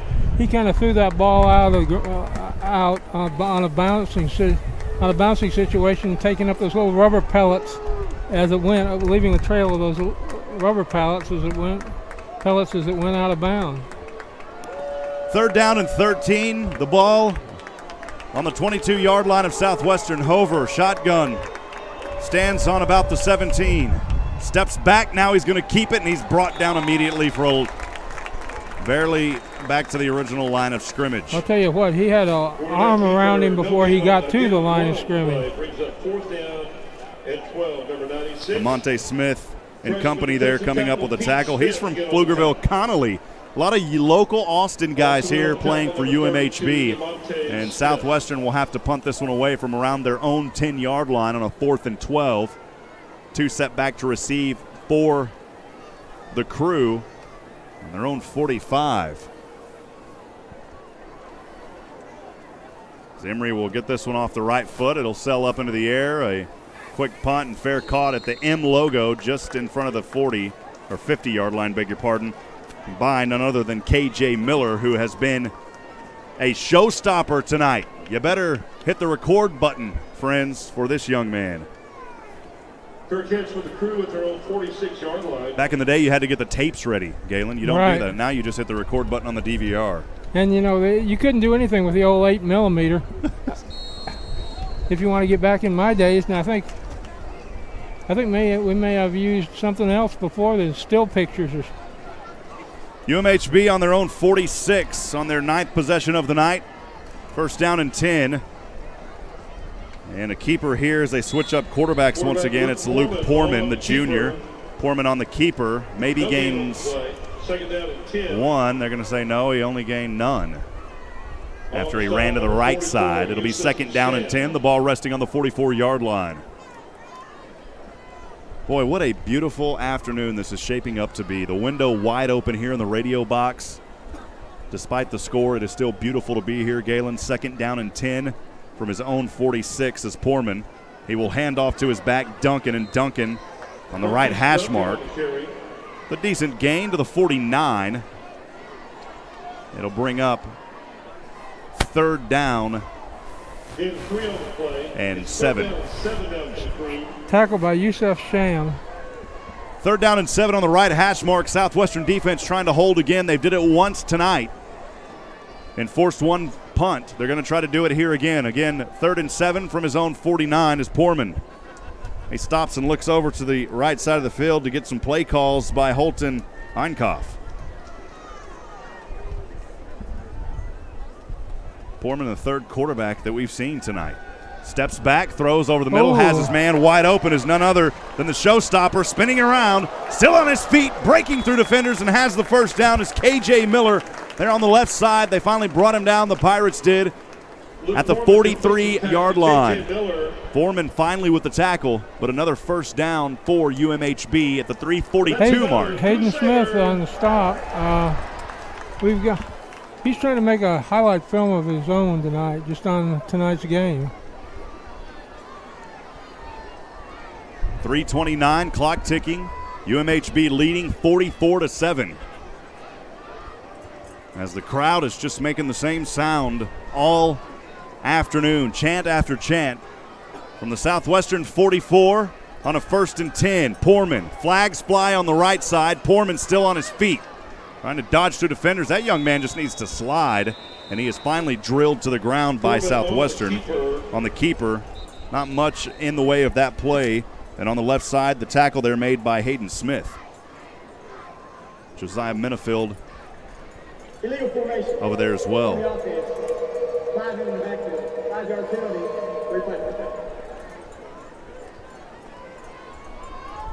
And it's a penalty against the Cru. Poorman's limping a little bit. Was limping a little bit after that tackle on that. Should have slid, man. He's out there trying to be the running king. You're, second on the list, but this is the third quarterback you've seen tonight. You got to protect yourself. Shows his athleticism regardless. Move it back 5, 1st and 15. The ball back to the Southwestern side, and they're trying to get things situated here, Galen. They're picking the ball up, and they're going to go a little further back. They're going back forward now. A lot of confusion here by the officials.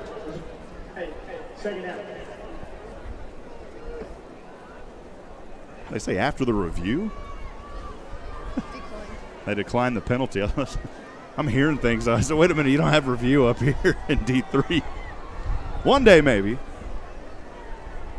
Penalty declined, 2nd down and long. The ball resting on the Southwestern 46. Poorman shotgun. 2 receivers to either side. Low snap. Poorman over to the right. Into the hands of his receiver.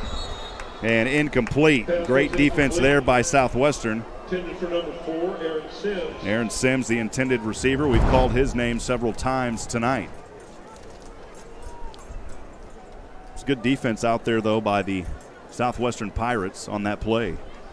3rd down and 12 for the Cru. Really, Sims should have caught that, but he had a little pressure coming his way.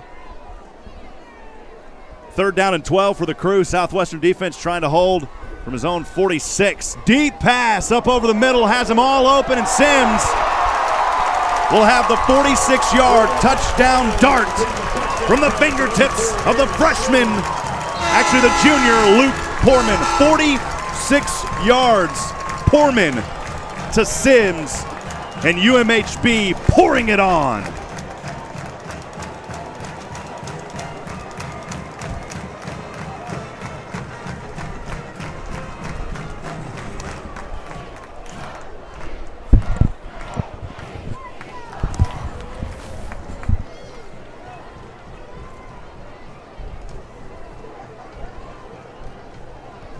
Extra point attempt by Avila is up, and this one is good. 7-51. Southwestern trails at the 2:31 mark here in the first half of play. If this keeps up, UMHB is on their way to 100 tonight. And they'll do it too, Galen, if they're given the opportunity. Chuck, send it down to you. Your thoughts again for UMHB on that drive. They continue to be impressive. You're exactly right. Very impressive. And that was a coverage breakdown by the Pirate defense. Sims is a slight of stature at 5'4", 135, but there's no way you should let him run free in your secondary. He showed his athleticism and speed on that catch. You can see the beautiful canvas tonight in the skyline as Mickey puts the camera on it. Beautiful here at Crusaders Stadium as the sun continues to set. Galen, we have seen every shade of red here this evening. Just a beautiful setting. And I tell you what, that Bacom Student Union provides a perfect canvas for the sunlight here. You know, if you want to get into the realm of amazing statistics, Mary Hardin-Baylor in 4 games has scored 176 points in the first half of 4 games. You know, some teams don't score that in a season. Right toe to leather here from UMHB, and this one will come out to the 25. Sell over the right side. And did that go out of bounds? It did not. It was fair caught inside the 5, so that'll move it up to the 25. It's the new rule this year. They do it in high school. They do it here in college. A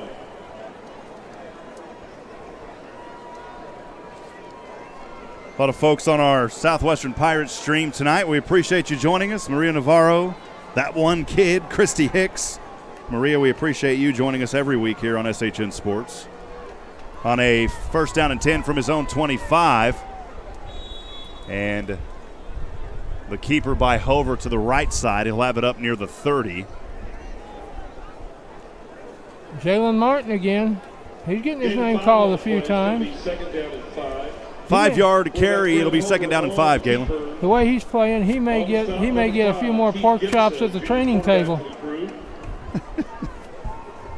This is National Pork Chop Day. Didn't you know that? I just made it that. Second down and 5. Hover from his own 30. Snap back. On the option, he's going to keep it here, and he gracefully dances his footwork on the right side over the number at the 30. Number 96, Pete Smith on the top. They'll mark him down at the 31.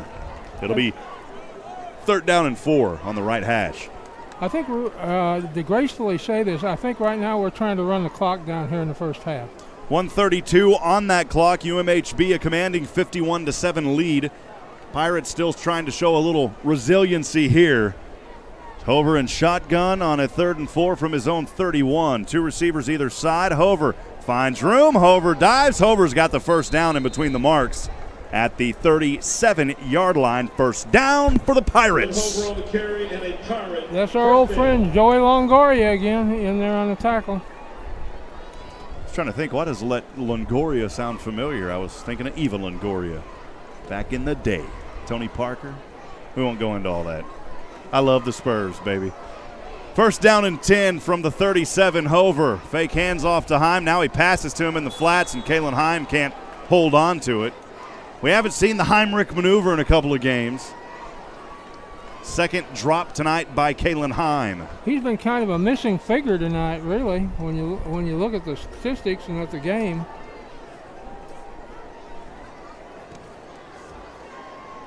Incomplete pass, second down and 10 for the Pirates. Second down and 10 for the Pirates after the incompletion. 53 seconds to go. Hover will have it on his own 37. UMHB leading 51-7. Pirates on their 10th drive of the night. Southwestern trying to find a little rhythm of this night. It's been hard so far. Hover shotgun. 2 receivers left. Snap, pulls it in his right hand. Now pitches back, and that's a fumble. And UMHB will pick it up, and they will go all the way back to the house for the score. 30 yards on the recovery by Reggie Cole. Unbelievable, Galen. Turnovers. Hover, I think, got shaken up again on that play because one of his teammates was leaning over him so nobody could hit him. And he got up slow. Reggie Cole took that one all the way to the house. 30 yards. 57-7 your score now. Southwestern getting outplayed at every point of this game. They have not been able to find that rhythm of the night, Galen. The kick by Avila on the extra point is up and no good. Second one he's missed tonight. 57-7 your score here with 43 seconds to go. Now they've outscored their opponents 182-7 in the first half. I think Southwestern, when they get this ball back, they're just going to take a knee. I would say, the chances of coming back from 50 down are about the same chances of me winning the Pulitzer Peace Prize or the Nobel Peace Prize.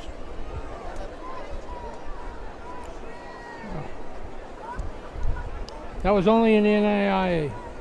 Well, Galen, despite the score here, some teams you would see the opposing team that is just getting trounced, showing frustrations. Southwestern, under the leadership of Coach Joe Austin, keeping their composure regardless. You don't see these men get upset. You don't see them throwing things. We saw that last night in the high school level. A lot more maturity expected when you're in college and Southwestern, and these young men, mature young men. Of course, they don't want to be trailing like this, but they're still holding their composure as far as that goes, not getting upset and doing childish things that you see sometimes, Galen. You know, when you have a game like this between two quality, and when I say quality, I mean with quality programs in which, you know, comport themselves well, you just don't see that. Right toe to leather up and on its way from Avila, and fair catch. Fair caught at the 10-yard line on the right side by Brandenburg. That'll move it up to the 25 and the 11th possession of the night for Southwestern. Chuck Cracy, back down to you. Turnovers have been killer again tonight for the Pirates of Southwestern. You're right, and it really puts yourself in a hole when you allow your opponent's defense to outscore your offense in a half. That, as you mentioned, the composure of the Pirates is commendable. And in fact, you see them taking pride in each play. You know, when it scores like this, you just got to do as best you can each play.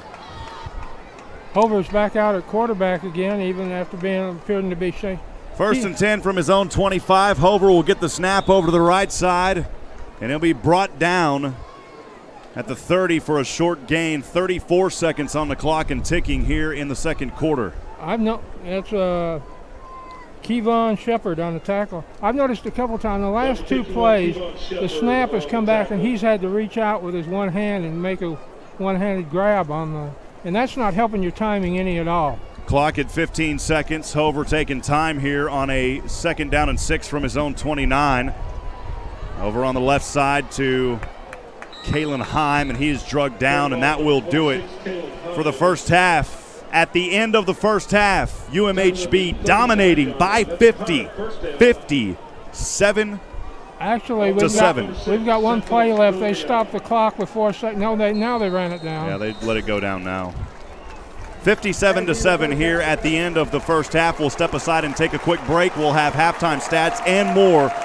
Don't go anywhere, folks. Southwestern Pirate football on the SHNSports.com broadcast network will continue in just a few moments.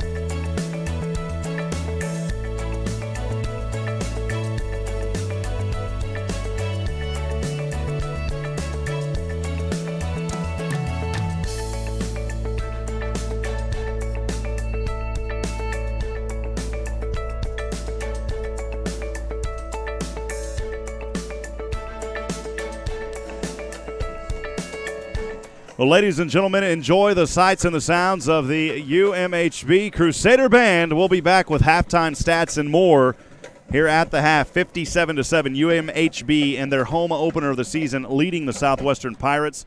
Galen, Wellnicki, I'm Rob Hipp. We'll be back on here in about 10 minutes or so. Thanks for staying with us. From Fallout Boy's 5th studio album, Save Rock and Roll, here is The Phoenix.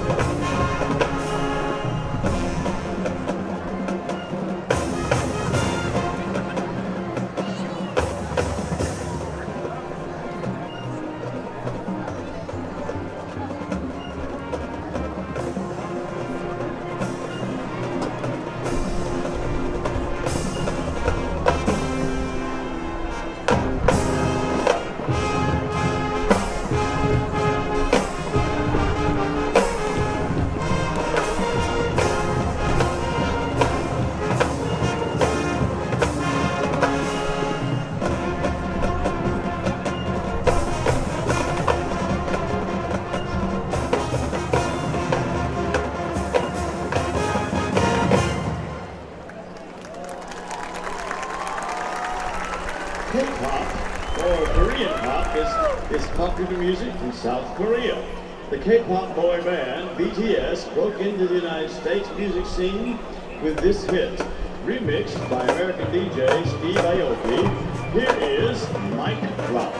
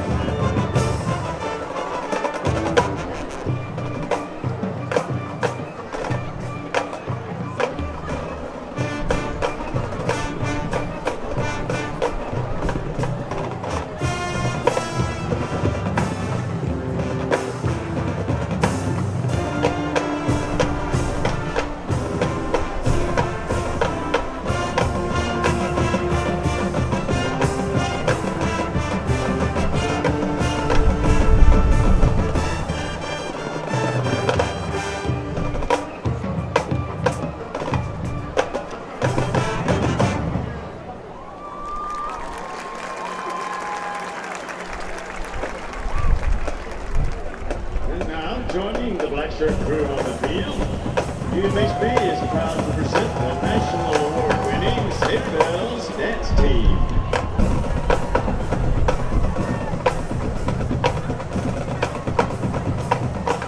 The Bells are led by captains Nicole Clark, Amelia Enochian, and Felicia Sumanen.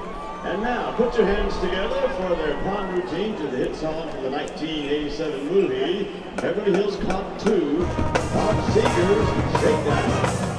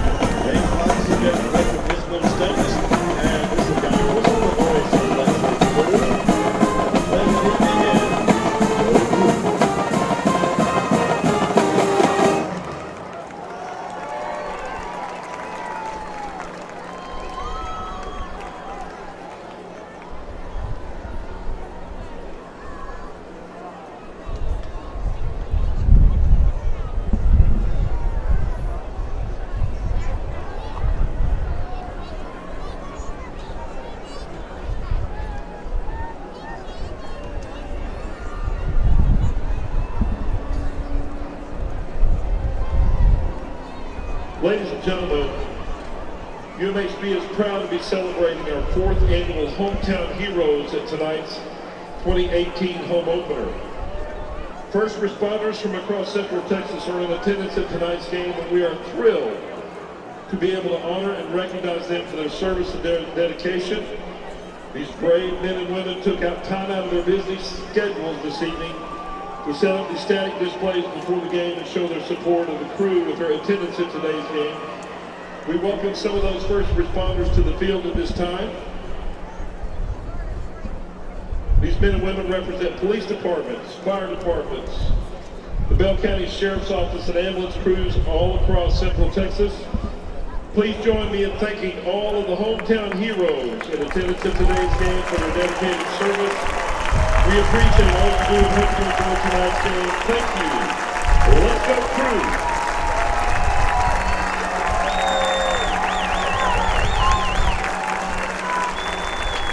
And now it's time for our halftime contest as part of Hometown Heroes Day.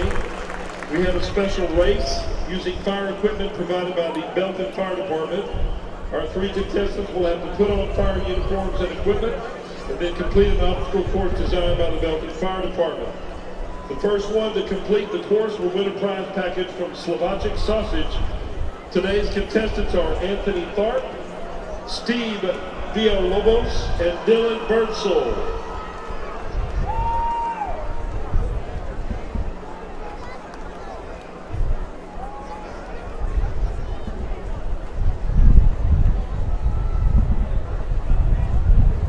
All right, we're ready. On your mark. Get set. Go.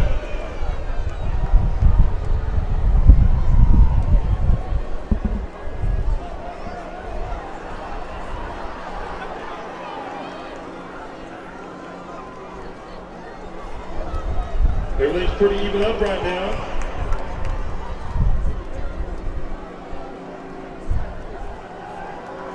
Get the helmets on, and it's a race back to the goal line. Steve Villalobos, our winner.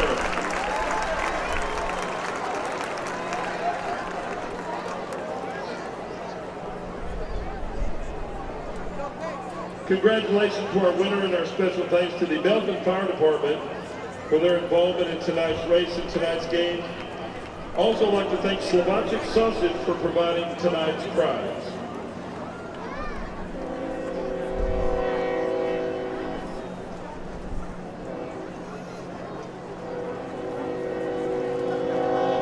Ladies and gentlemen, turn your attention to the video board for today's halftime stats. Welcome back to Southwestern Pirate Football on the SHNSports.com broadcast network. Rob Hipp now joined by David England, who helps us a lot, not only with Georgetown High School football, but as well as Southwestern, doing a lot of great work behind the scenes. Sometimes you get to see David behind the scenes. Sometimes you get to see him on a camera. Sometimes you get to hear him. So, David, good to be up here at halftime as we're just about 8 minutes to go before we kick things back off. You've got a weather update for us, Doppler Dave. Yes, sir. Your halftime weather at 7:33 in the afternoon or in the evening. Your sunset was at 7:17 p.m. It's 74 degrees out there. Wind still out of the southeast at 6 miles an hour, and it's a sticky 89% humidity as the lights are on at Crusaders Stadium. We can see Scott and White Hospital there in the distance. Beautiful night here in Belton, Texas. Yeah, Scott and White Hospital way out there in the distance over the corner. And it's beautiful the way it's lit up. Well, let's talk about some of these first half stats as we go over things here. David, I'll let you hop in on this as Galen has currently stepped away for a few moments. He'll be back in a little bit. UMHB leading 57-7 here at halftime. First downs, UMHB 9, Southwestern with 8. It's really been a game of the turnover. Southwestern dropping 4. They've turned it over 4 times. As far as fumbles, they've also thrown on the interception tonight. Quite a few, as having an issue is Frederick Hover is struggling.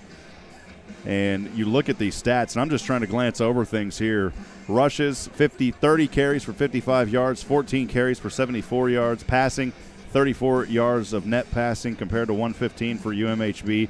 Total offensive plays, 39 for 89 yards, 100 more yards on fewer plays, 31 total plays for 189 for UMHB. The only positive thing is a UMHB team that normally puts up over 600 yards a game. They're not doing that tonight, but they haven't had to because the turnovers have really been causing a lot of problems here in this ball game. It's been a tough one, though. Hover, 24 for 108. He's lost 46. He's only netted 62 yards, 1 touchdown. He's thrown a long pass of 28, averages 2.6. And we're talking about rushing here. On the passing side, completions, attempts, interceptions, 2 for 9. He's only 2 for 9. He's thrown 2 interceptions, 34 yards. His longest pass was 20. He's been sacked twice. You go to the opposite end, Jace Hammock, 7 for 12. No interceptions, 58 yards. Luke Portman, who's also came in, 2 for 4, 52. The receiving end, tonight. We've talked a lot about K.J. Miller, 4 receptions for 41 yards. Aaron Sims, though, has been leading all receivers with 3 for 54. David, it's been a tough first half for Southwestern. You got to give your hats off to UMHB. You do. You know, they've had 4 fumbles.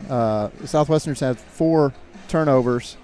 And, you know, you look at the penalty yards, it's relatively free penalty yards tonight. You know, there's only a couple of penalties on each side. But, you know, time of possession, you know, Southwestern's 19 minutes, 5 seconds, and then UMHB with 10:55, but yet the score, it doesn't look like that with 57-7. It's the turnovers. You talked about 4. There's been 5 total turnovers, 4 fumbles, 1 interception. Or actually, if I want to correct myself there for Frederick Hover, he's actually thrown 2 interceptions. So it's 4 fumbles, 2 interceptions. That is 6 times you have turned the ball over. UMHB has been able to capitalize on those turnovers in a very, very big way. David, your final thoughts before we take another quick break and bring Galen Wellnicki back up here to the mic. You know, I really think Coach Austin is got to be hoping that we get out of here injury-free and we get a lot of good film to take away. And you're playing a really incredible competition here and a lot of great learning opportunities for tonight.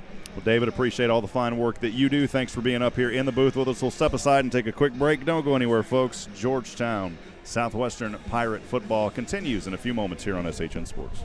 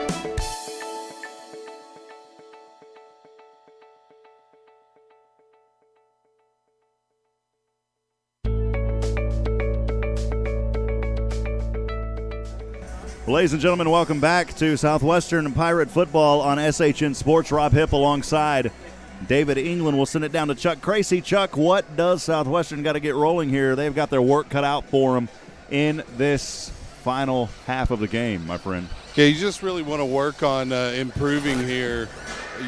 You start with turnovers. Obviously, they had 6 in the first half. You want to eliminate that, but then you just want to work on your schemes as a defense, your schemes as an offense, situational football, and try to improve, take pride in each scenario, whether it's 1st and 10 or 4th and 1, get out there and fight and show, you know, not only the fans back in Georgetown, but this Mary Hardin-Baylor team that you're not a team that's just going to lay down and go away.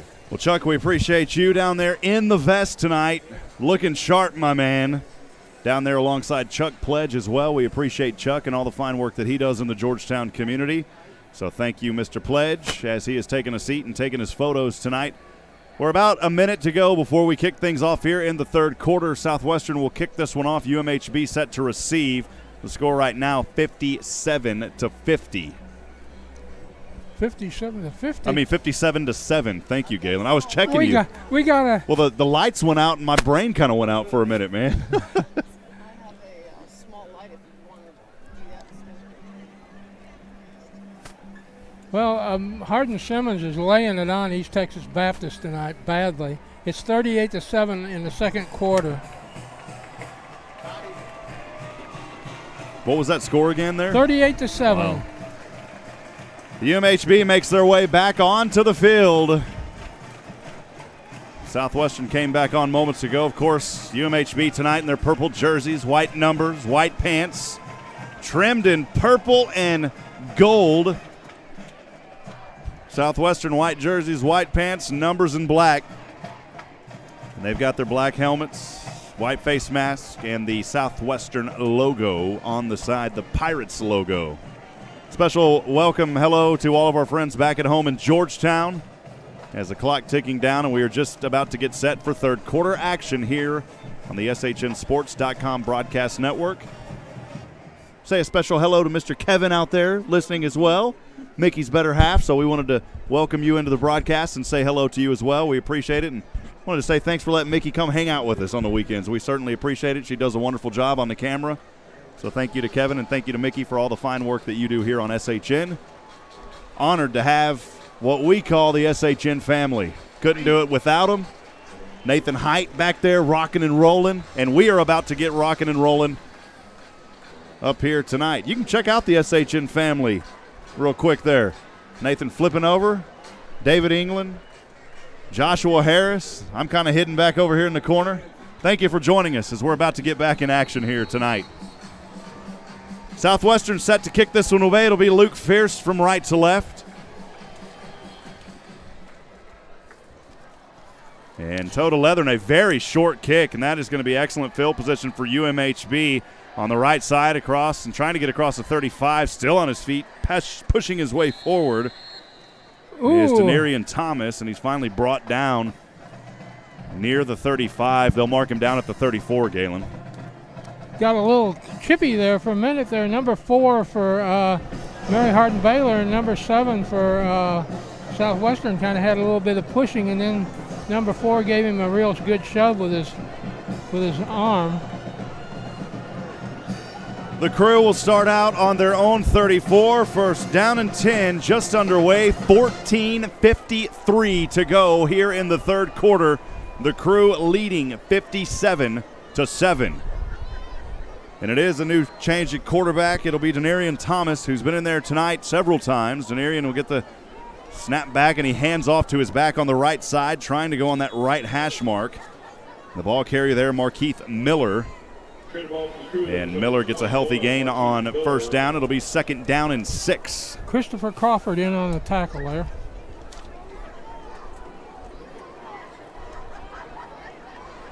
Denarian rushing tonight, 3 for 33. He didn't show up in the passing game because he hasn't passed. He's had a lot of keepers in this one. 14:21 to go, third quarter, second down and 6 for UMHB. They've got the ball in their own 38 as they go from left to right.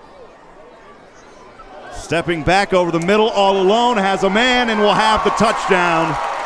It's T.J. Josie, who just might happen to be the fastest receiver in the conference.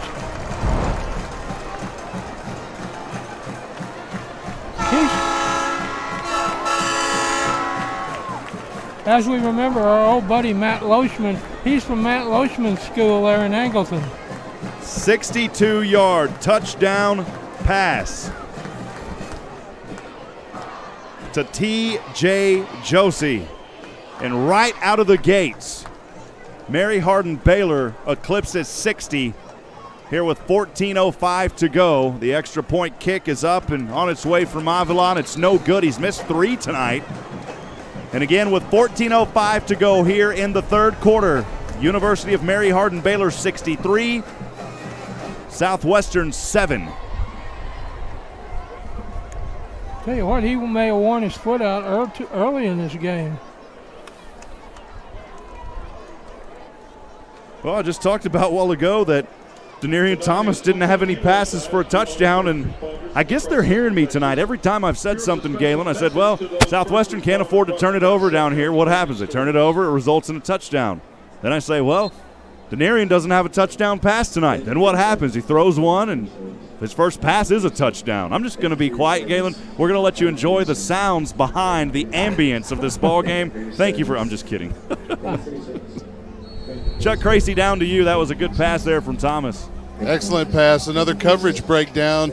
You could see Brockman and Reese discussing whose responsibility he was after he had already caught the pass for the score, obviously. But you leave a guy with that kind of speed open, he's going to catch it and take it to the house. Kickoff here from left to right, right toe to leather, ball end over end to the right side. Brandon Bergfair catches at the 10. Southwestern will start out on their 11th possession or 12th possession of tonight, first one of the second half from their own 25.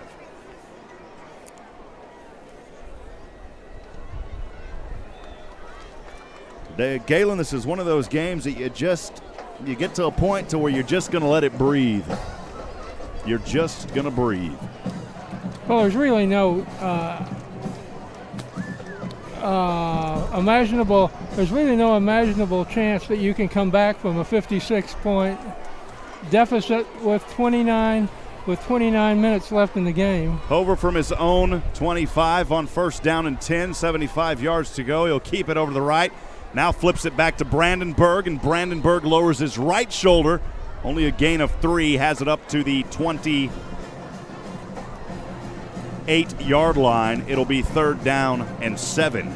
That was our often called defender, Santos Villarreal III, making the tackle. 13:51 and ticking here. Southwestern trails 63-7 in the third quarter. Second down and 7 on their own 28. I think we'll probably come as close to a running clock as you can in college football in the second half. I don't think there'll be any unnecessary. Pass over to A.J. Daniels, and Daniels on his feet across the 40. What a pass from Hover. A.J. Daniels giving some life here in the third quarter to the Southwestern Pirates. The 6'4" tight end coming alive for Southwestern. Jefferson Fritz in on the tackle. Pass intercepted to A.J. Daniels all the way down to the 36-yard line. Depending on the play, number 2, Jefferson Fritz and the Cru. First down and 10 for the Pirates now at the 12:54 mark here in the third. Now on the 36-yard line of Mary Hardin-Baylor. Encroachment. Free play for the Pirates. Hover will keep it, and Hover lowers his shoulder. Flags fly again at the end of that play, so there was definite encroachment, I believe, at the beginning. We'll see what the second flag is, Galen. Actually, another piece of laundry on the other side as well. That may have been the mating call with the other offside penalty there. And I really don't know what happened down here on the 24.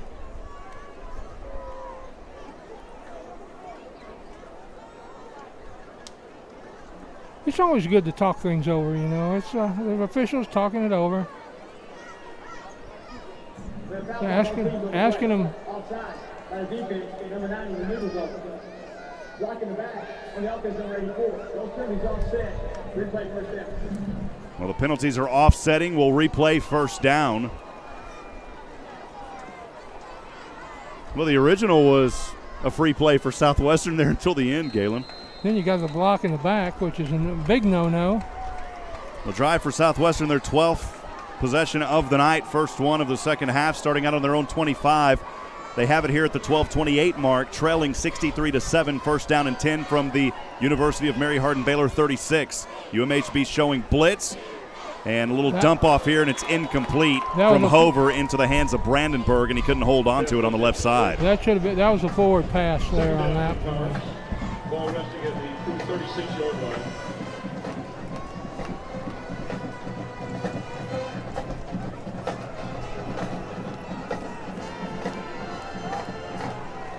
$12:14 to go, third quarter, 63-7 your score. Southwestern with the ball and driving. on the Crusader 36-yard line, 2nd down and 10. Hover shotgun stands at the 40. 2 receivers to the right, 1 to the left. Man in motion from right to left, and it's a fumble. Wow, why'd they whistle that dead? It was a fumble, and a flag flew. I guess they jumped before, Galen. Prior to the snap, false start. On the offense, number 52. The false start. Miscommunication with Markel Henderson on the handoff. That'll move the ball back to the 41-yard line. Again, our Southwestern Pirate fan line is open. Feel free to text us if you've got a shout-out. 512-522-9105. Again, that text line is open, 512-522-9105. 63-7 your score, 12-10 to go third quarter. 2nd down and 15 from the UMHB 41. Flip back over. Southwestern has it on the right side, finally going out of bounds after a healthy gain in front of the 30-yard line on that carry after the option. It was to Caleb Heim. Wind starting to pick up here in the booth, Galen, as we got the window all the way open. Be 3rd down and 8, a pickup of 7 on 2nd down. 3rd down and 8. The ball at the 34-yard line of the Cru. Big 3rd down here for the Pirates as Tavon Gwynn lines up as a receiver to the right, 2 down on the left side. Ball on the 41 of the Cru. Hover steps back, throws it in the flats over to the right, and his receiver, Heim, only a gain of a couple on 3rd down. It'll be 4th down and long. To catch the pass, Heim had to lost his balance a little bit and wasn't able to regain his balance and get any momentum on that play. 4th down and 6 for Southwestern on the Cru 33. They're going for it. They've got to. Trailing 63-7 with 11:22 to go. And the keeper by Hover trying to dart through defenders, and he will be stopped a yard short at the 27-yard line. A good effort there by Hover, but it'll be a turnover on downs, and the Cru with the lead will be back onto the field, 63-7. Short of the 1st down, it's Cru ball.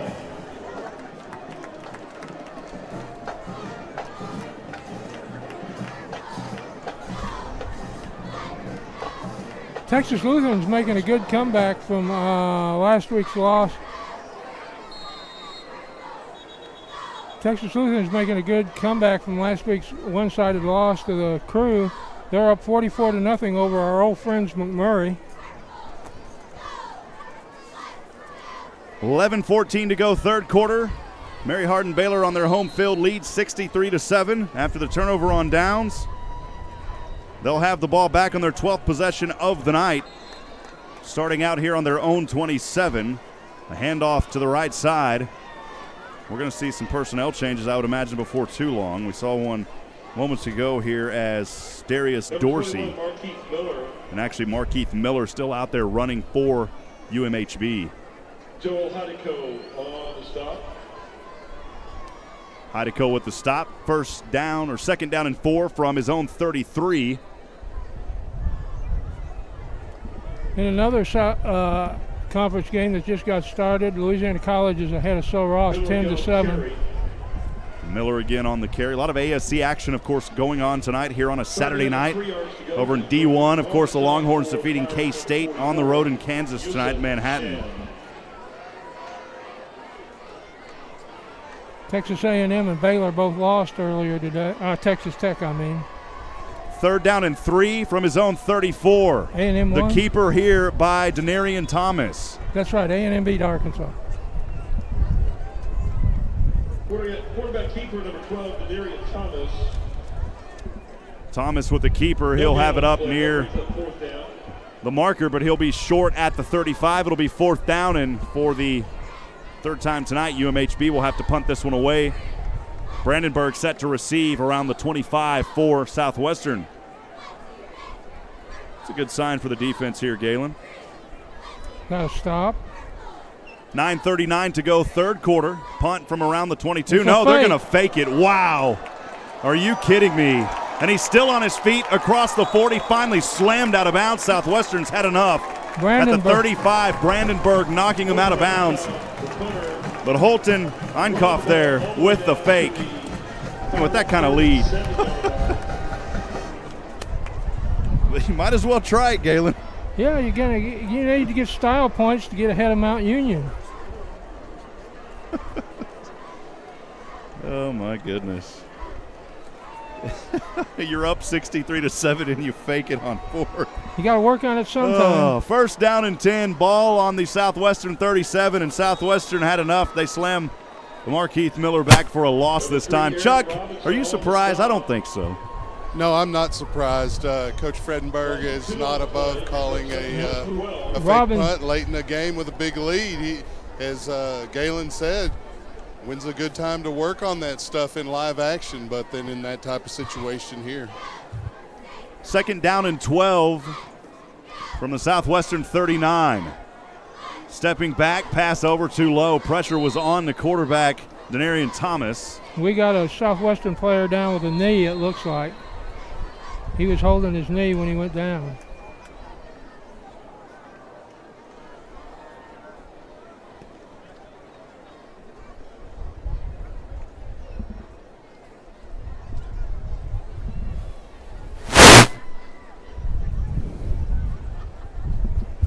.840 to go here, an injury on the field. UMHB leads 63-7. It'll be third down and 12 coming up. We'll take a quick break. We'll be right back in a few moments.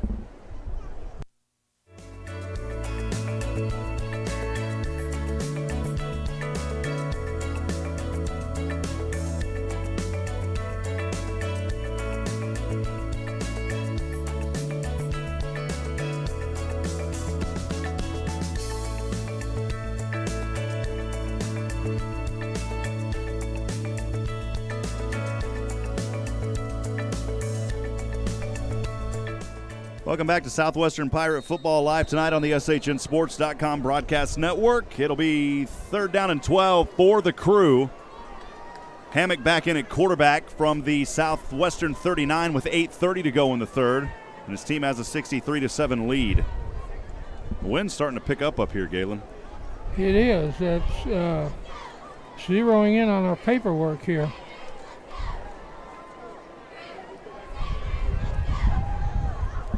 Pass over, and it is partially tipped at the line. Incomplete. It'll be fourth down. I wonder if you punt here, do you fake it again, or do you just go for it? You're kind of in the no man's land, Galen. I think they'll punt it away this time. Wouldn't be surprised. 8:11 to go, 63-7 your score. It'll be fourth down and 12 from the Pirate 39. Holton Einkoff set back to punt this one away, standing back on his own 47. Two back to receive for Southwestern on the right side. And a whistle here before the play started. There may have been a delay of game. Nope, an illegal substitution. They'll give him the first down.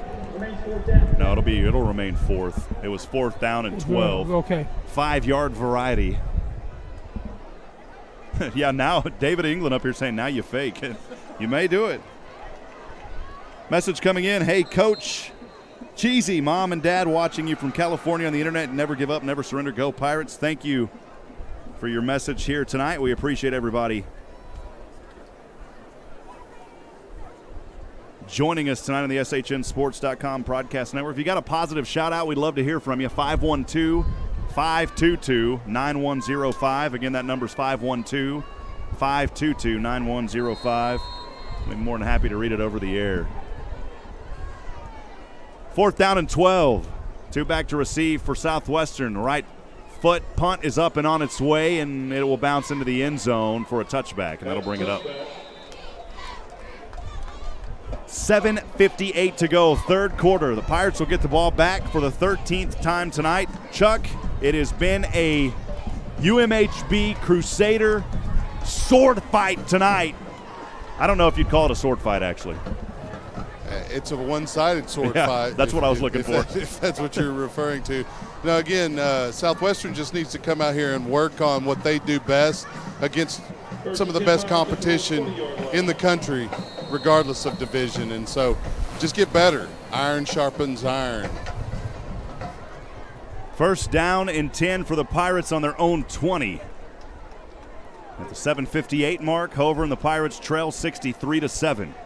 That's And it's actually Austin Emery now at quarterback, and Emery will keep it. No gain by Emery. It'll be second down and 10. You get to a point where you don't want your when you're down this far, you don't want your starting quarterback to take any more punishment. And it's a good time for Emery to come in and try to establish himself, give him a real challenge here to see what he can do. The wind gusts are picking up here tonight. You can hear it in our crowd mic. 7:23 to go third quarter. Second down and 10 for the Pirates on their own 20. And Emery again here on the keeper. And again, Emery again on the carry. no gain again. So back-to-back carries for Emery, no gain. It'll be third down and 10. It's third down.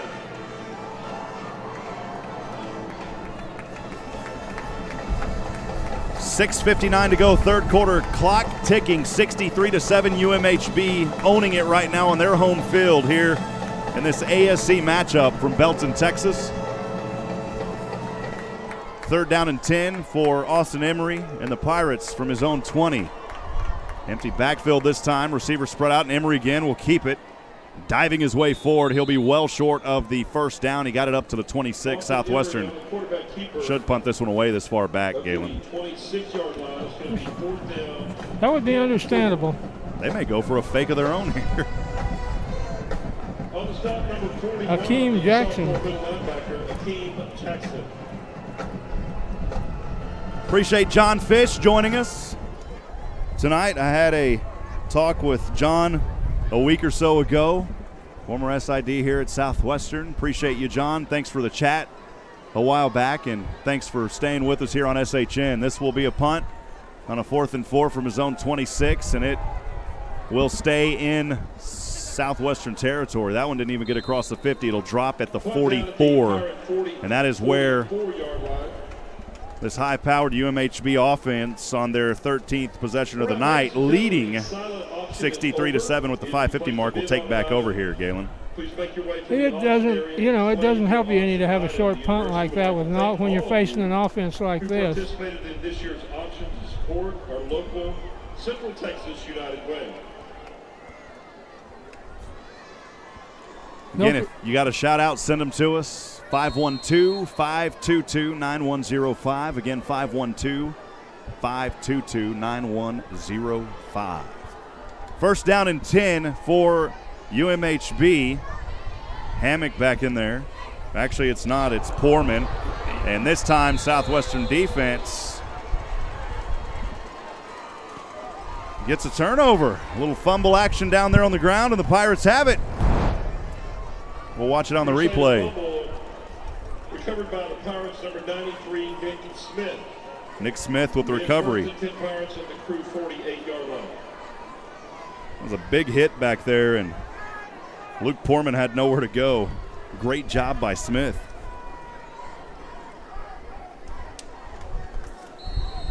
So Southwestern will take back over here at the 5:46 mark. First down and 10 from the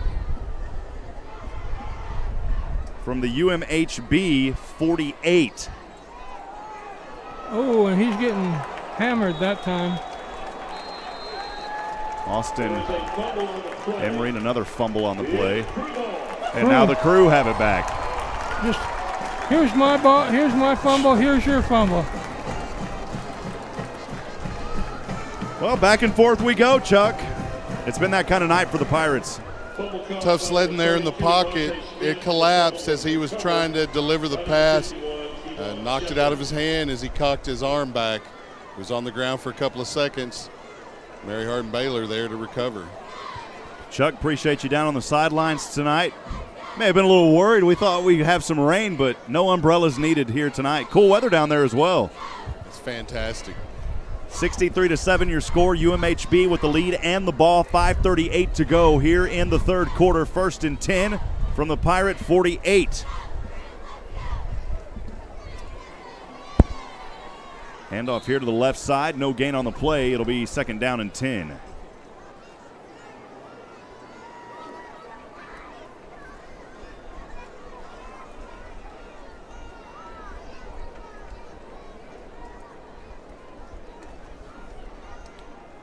Carrying the ball for the Crew, that was number 27, Olin Vining. Olin Vining now running for the Crew. Luke Poorman in at quarterback. 2nd down and 10 from the Southwestern 48. 5 minutes straight up here in the third. Poorman shotgun, 2 receivers to either side. Poorman dodging through defenders, gets a couple of blocks in the pocket, still on his feet. Now he'll throw this one to the left side, completes the pass at the 30 and out of bounds.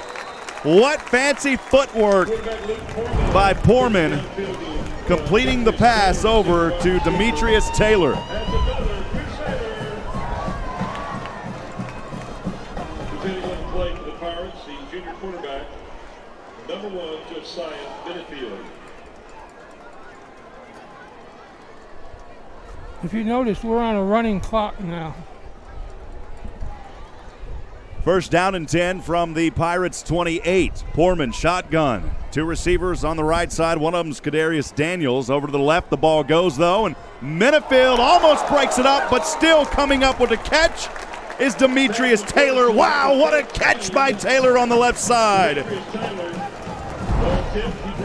I'll tell you what, you're not going to see a better catch. You're not going to see a better catch than that, no matter what level of football you're watching. Unbelievable hand-eye coordination, as you saw on your replay there. 4:10 to go and ticking. 63-7. 1st down and goal from the 8. For the Crew, handoff in the backfield, trying to gut it up the middle is Marquise Duncan, and he's stopped on the play. It'll be 2nd down and goal.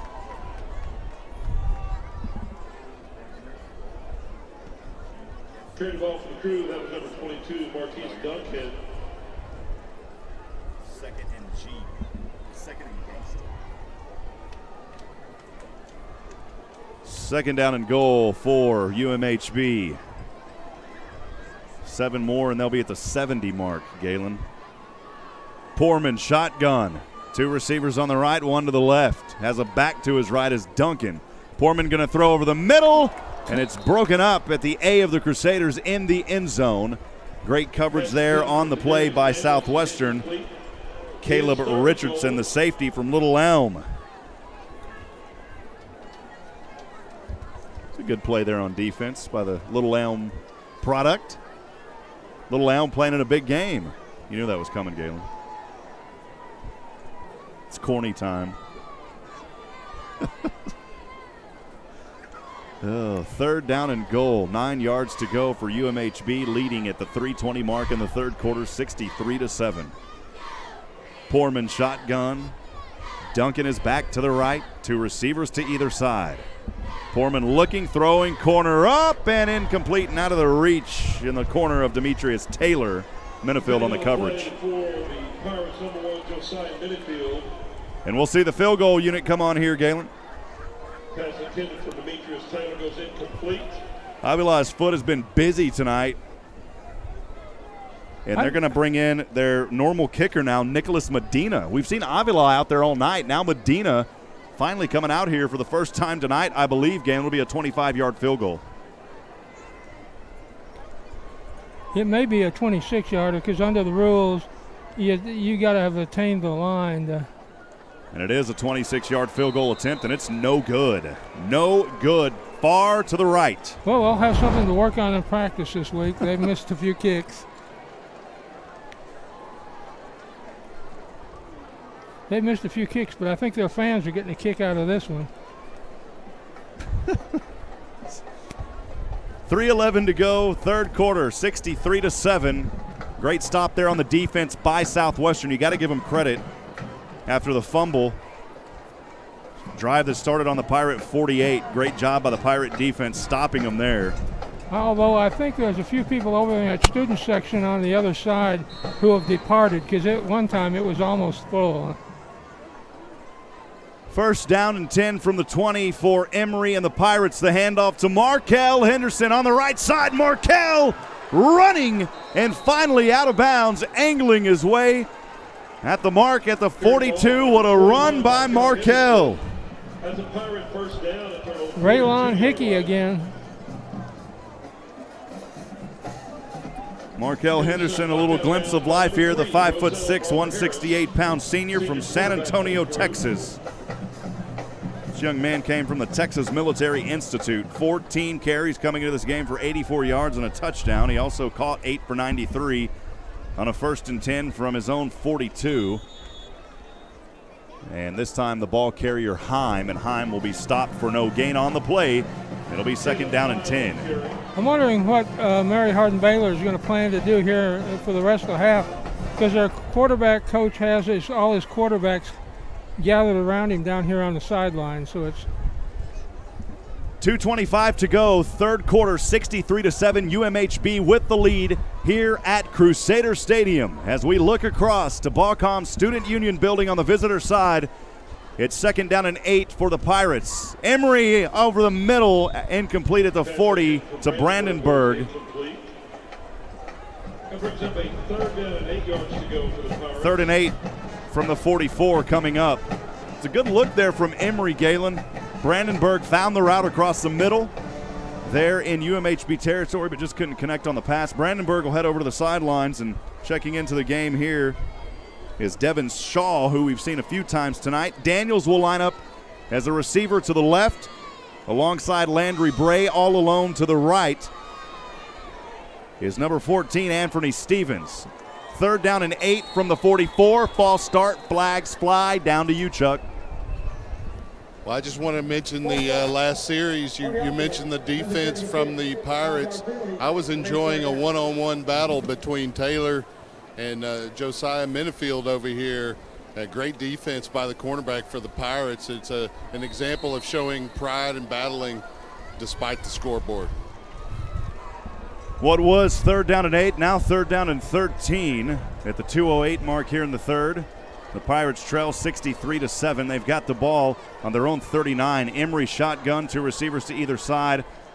And a broken play here as the handoff goes over to Kalen Heim, and a 3-yard loss will be 4th down, and the Pirates are going to have to punt this one away on their 15th. Galen, check it, 15th possession of the night. We're not even into the 4th quarter. We've still got 1:43 to go.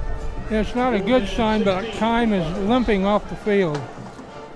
Shout-outs coming in, watching from San Antonio, the Pirates Grammy. Stand tall, Pirates. We appreciate you. Howdy, SHN crew, and great job with the broadcast tonight. To my Bucks, adversity builds eventual championships, as this punt is up and blocked, and it will go out of bounds around the 40. We'll get back to that shout-out. Galen, I've got a ladybug on my screen. Does that mean there's going to be some luck coming soon? It flew, though, right when that punt got blocked, so that may be an unlucky. There's no spots on it. Don't you see it's wearing a UMHB uniform? That's right. And it's a spotless ladybug on the screen. I got to tell you, friends, that's not lucky. I got it off of here. You cruel, mean, insidious fiend. I don't know if I've ever seen a spotless ladybug. That's got to be bad luck. My daughter would have slapped you around seeing you do that to an insect. Oh, goodness. 1:20 to go here in the third. Mary Hardin-Baylor will take it over after that partially blocked punt in great field position on the Southwestern 37. We'll get back to that shout-out coming moments ago. I definitely wanted to read that here. Adversity builds eventual champions. Keep grinding, learn from this experience, and establish your mindset for the remainder of the season. And always remember you're a part of something special as a Southwestern Pirate. Doug Ross, the Assistant Athletic Director. Couldn't agree more, Mr. Ross, and thank you for the fine work that you do in the athletic department, along with Glenn, Gleda, and many others that make this a very unique and very respectful program here in Central Texas. On a 2nd down and 11 from the Southwestern 38, handoff up the middle. That was a nice little gap there on that play. Olin Vining on the carry.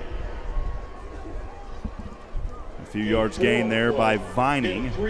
I think we're getting to hear some new names for for Mary Hardin-Baylor here. Olin Vining's been out there a few times tonight. We'll start to see him more. It'll be third down and a long 7 from the SU 34. Luke Porman in shotgun. Vining the back to his left, trips to the left, one receiver down to the right. I think Luke is intentionally running the quarter down. Yep, and we're approaching, and we are at the end of the third. Your score at the end of the third quarter, UMHB has the ball, threatening on the Southwestern Pirate 34. They've got the lead 63-7. Don't go anywhere, folks. Southwestern Pirate football will continue in a few moments.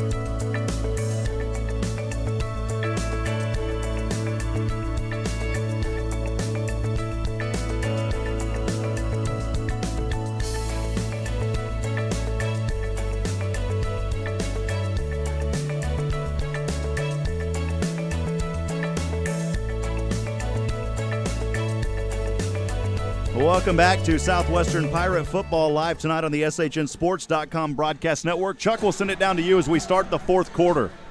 Lots of energy here on the Southwestern Pirate defense. Oh! Moving into this fourth quarter, so let's see what they can do here as they continue to try to work to stop this Cru offense.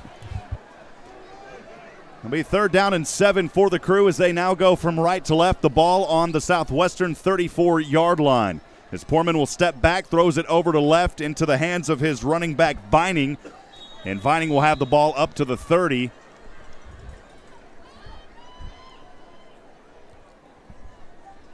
Screen pass to number 27, Olin Vining. Ben Brockman in on the tackle. We're going to try another field goal here, I think. They will go for a field goal here. It'll be from 47, Galen. 47-yard field goal attempt from the toe of Medina. Hold is up, the kick, and this one will be well short. 47-yard attempt, no good for Medina, but the flags fly. Oh, my goodness. If that's against Southwestern, I don't think it is. It's against UMHB. A break there for the Pirates.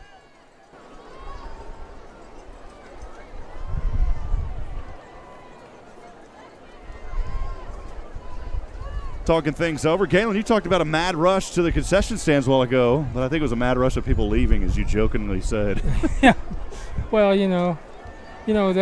haven't got quite to the point in the game where you usually have the half-price hot dogs. On the kicking team, number 63, that is his first unsportsmanlike of the game.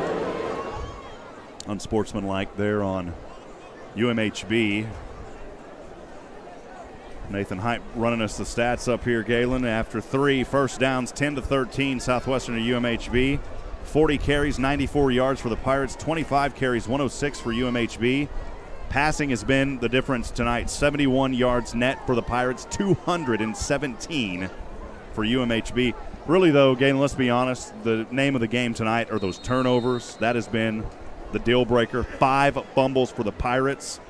You look at those 5 fumbles and 2 interceptions, 7 turnovers. 14-11. Fourth quarter we are, 1st and 10 from their own 45. And Hover will. That's not Hover, I don't think. No, it's Emery.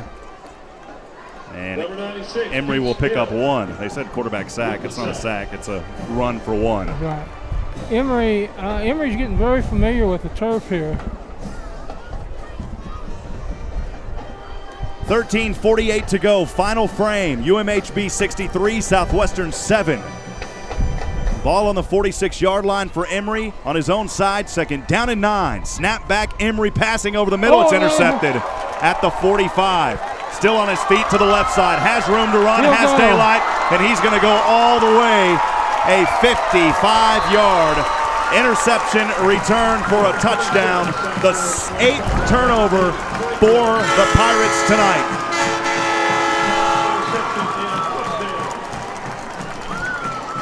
That train got derailed and coming through the stadium again there with that. David Franklin, the cornerback, with that interception and return.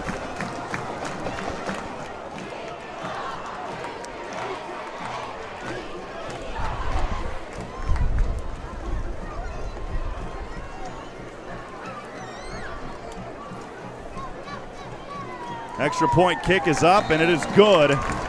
And it is 70-7 here in Belton, Texas tonight with 13:24 to go in the game. Avila broke his string of missed kicks there. And here's the surprise of the night, I really think. It's East Texas Baptist 7, Hardin-Simmons 52.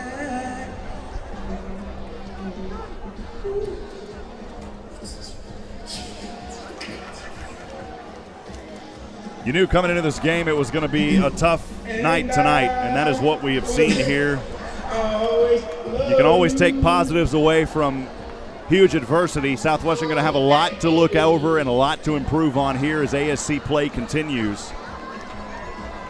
And again, Galen, I got to say it, your hats go off to UMHB, but you also have to have a lot of respect for Southwestern trailing by 70 and keeping their composure as far as not getting upset, not throwing things on the field. My hats off go to those young men for that right now, because normally in some of these situations you see a lot of upset players. We haven't seen any of that tonight with Southwestern, and that again is a sign of the wonderful staff and what is taught at Southwestern. And you don't see too much of it, and on the flip side, UMHB's not in the position often, but you don't see it with UMHB either. A lot of quality teams here in the ASC, Galen. Kickoff here from right to left at the 13:23 mark. This one will go off the foot of Avila. It'll take a bounce, and Tavon will have it for Southwestern across the 10, and he'll be knocked out of bounds at the 17-yard line. Tavon Gwynn on the return. Chuck, I'll send it down to you. Yeah, this is a tough night, obviously, for the Pirates. Coach Austin and his offensive coaches are definitely going to have some things to work on regarding protecting the football. If you take all these turnovers out of this game, obviously it's a much closer score. But that defense, not only are they getting turnovers there for Mary Hardin-Baylor, they're taking them back for touchdowns as well. Looking at the scoreboard up here, Louisiana College has got it going against Sul Ross. They're now up 24-7. 1st and 10 from their own 17. Emery with the keeper. And Emery will bring the ball up to around the 22-yard line. A healthy gain for Austin Emery of 6. It'll be 2nd down. And they give him 5. It'll be 2nd down and 5 for the Southwestern Pirates. 96, Smith. Get 5 on play, 2nd down and 5.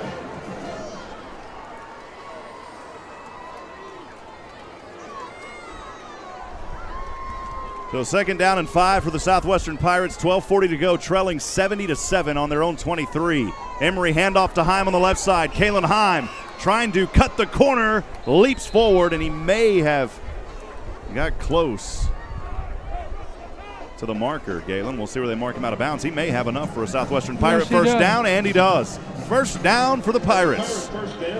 Good effort there by Kalen Heim. It's tough against this defense to run wide with their speed. And because against a lot of teams, he would have broken that down the sideline. I want to remind our friends out there, please subscribe to us on YouTube, youtube.com/SHN Sports 1. That's youtube.com/SHN Sports numeral 1. 1st and 10 from the 27. Fumble. And the ball still rolling around, and Southwestern, luckily, Emery got back on it at the 34. Man, that was close.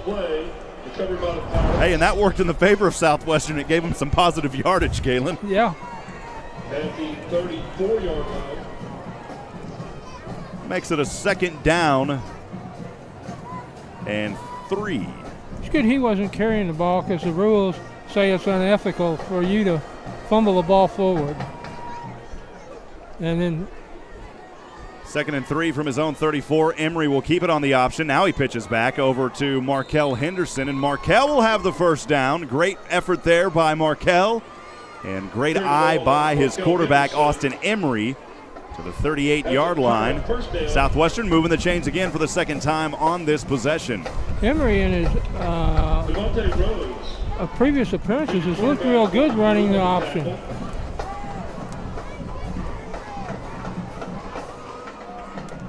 Austin Emery and the Pirates first down and 10 on their own 38.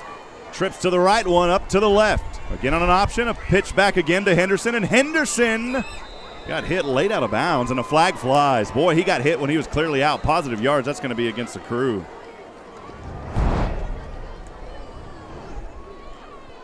Looks like he got about 3 yards, whatever is going to come up on the penalty. Yeah, he was clearly out of bounds on that side there on the left side. He stepped out, and then bam, got a little light up there by the 43. That's my old bus number down there. Jamal Williams, bus 43, hitting him late. Personal foul, 15. That'll move the ball way up into UMHB territory. The sticks move for the third time on this drive. Southwestern showing a little confidence here. It's been impressive so far. Emery and the touching from Markel Henderson. First down and 10 on the UMHB 44. Emery shotgun, he'll keep it. Tux runs, and he will be stopped after no gain on the play, maybe one. Chuck, so far been an impressive drive for the Pirates on this one. Again, this is an example of them continuing to try to work positively and improve in game situations against quality opponent. You can't really get a better opponent to compete against than University of Mary Hardin-Baylor here in Belton. 10-10 to go in the ball game, 70-7 UMHB with a commanding lead. Southwestern driving, though, a drive that started out on their own 17, now second down and 10 on the UMHB 44. Emery shotgun, 2 receivers to the left. Henderson is the back, the handoff, and now the misdirection, spinning around, pull the string on the top, baby, to the 39-yard line. It looked like he was going to be stopped, and Markel kept spinning that top of his and got some more positive yards. It'll be third down and long for the Pirates here, Galen. What would you call right now in this situation? I would hand it over to Coach Austin. Let him call it. I take the easy way out, Galen. Well, that's a Weasley answer. Third down and 5 from the UMHB 39. Emery shotgun, Henderson to the left, 2 receivers to either side. He will keep it here. Yeah, Emery, good call. Great block by Markel, and a first down right up the middle. Austin Emery coming alive for Southwestern here on this drive. Again, that started out on their own 17 and now threatening the red zone before too long. Good ball movement here on this one, Galen. For some reason, Southwestern starting center is coming out. He looks like he's been dinged. And that's the key. When you're driving, that's the key position not to lose. A.J. Daniels normally plays tight end, lines up as a receiver to the left among trips on a first down and 10 from the UMHB 33. Handoff up the gut to Devin Shaw. And Devin Shaw will have 3, but flags fly at the end of this play. Chuck, what'd you see down there? There's a little bit of shenanigans going on between Daniels and number 42 here for the Cru. We'll see which way they call it. Yeah, you've got a good angle at that spot where you're at, too. Devontae Thomas coming up with a tackle. They seem to be, somebody in the backfield that Mary Hardin-Baylor was clapping real good, so we'll see which way they're going to march. A low block there on Landry Bray. 15-yard personal foul penalty. It's just one of those unfortunate calls there. Bray will head over to the sideline alongside some of his teammates, A.J. Daniels. Austin Emery getting some calls here from Coach. Austin Emery coming into this game, the freshman from Denison, Texas, rushed the ball 26 times, 68 yards and a touchdown. And we saw him come in the second game after the injury to Hover. 8 for 15, 148, had a touchdown through the air. So far tonight here in the second half, thrown an interception, but looking pretty good, Galen. Yeah. It's now first and Salado to go for the first down. Ball all the way back to the UMHB 46, and Emery's going to pick up a big chunk of that yardage on the keeper. Keeper tackled by number 93 for the Cru. speaking of the keeper, in the times he's in the game, he appears to be a keeper for the Pirates. Max Patton coming onto the field. I don't know if we've seen him tonight. The 5'10" junior from Fort Worth, Texas, Timber Creek High School. He's got 1 reception, 12 yards on the season. He'll line up on the left side here on a 2nd down and 19 from the UMHB 42. 7:42 to go in the game. Southwestern trailing 70-7. Emery will flip this one back over to his back, Devin Shaw. Shaw to the left side, angling out of bounds at the 40. He was actually knocked out of bounds. I believe we established his nickname was the Shucker, right? That's right, we did have Devin. And he hasn't been able to shuck the defense tonight, unfortunately. Glad you brought that up, the Shucker out there, and we didn't come up with that. That's what Coach Austin calls him. Heard from Devin Shaw on SU Football Weekly with Coach Joe Austin on Thursday. 7:18 to go, 70-7 your score. Southwestern trailing 3rd and 17 on the Cru 40. Emery hard count and a flag fly and a false start. That ball didn't even get centered before the whistle. Move it back 5 more. It'll be 3rd down and 22. Well, now it's 3rd down in Gerald. Now it was 3rd down and 2nd down in Salado. Now it's 3rd down in Gerald. A lot of good friends in Gerald, Texas. We get another penalty, it might be, or a sack, it might be Georgetown. 4th down in the campus. 6:51 to go, 3rd down and 22 from the UMHB. Good call. 45, Emery with the keeper to the left side, and he'll almost get back to the original line of scrimmage. Almost a 12-yard gain there on the keeper near the 35. Great call and a great run to the left side by quarterback Austin Emery for the Pirates. He's doing a really good job again with the option, and he's doing good with the option keeper. He's making good decisions on whether to pitch the ball or keep it himself. 6:20 to go, 4th quarter. 4th and 13, the ball on UMHB's 36. Southwestern needs 13 yards for the 1st down on 4th down. Emery is going to keep it. Emery slicing through defenders, but he won't get there. He's well short, but a great effort on the left side. That's just what I was going to say. That was a pretty gallant effort, you know. Quarterback Austin Emery on the keeper. Gain of 6 on the play. Ball goes over on downs. It's 1st and 10 Cru at their own 29-yard line. That'll be a turnover on downs. UMHB with a 70-7 lead and 6:02 to go. We'll take back over here, Galen. Hardin-Simmons just keeps up in the ante. It's now 59-14, and Texas Lutheran is now ahead 51-7 in their game. Turnover on downs. A drive that started on their own 17 stalled, and UMHB will get it back on their 17th possession of the night, and a run up the middle. Getting some playing time is Olin Vining. He showed some good balance on that play, too. Vining all the way up to the 48-yard line.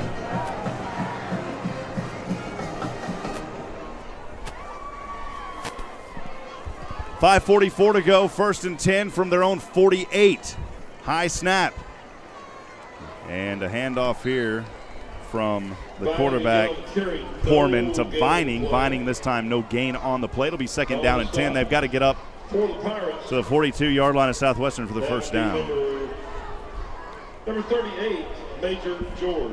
I think we're going to probably see a lot more infantry than air attack here as they try to run out the clock. That was a little ground control to Major George with a tackle on that one. 5:10 to go, 70-7. He's going to, no. And 2nd down here, and Poorman will get ankles tackled. He'll have a gain of 1 to the 49. Donovan Conley on the tackle. He made a good fake on that play, and he almost broke it for a long way. Broke through a tackle of Southwestern, but the ankle there by Conley coming up with it.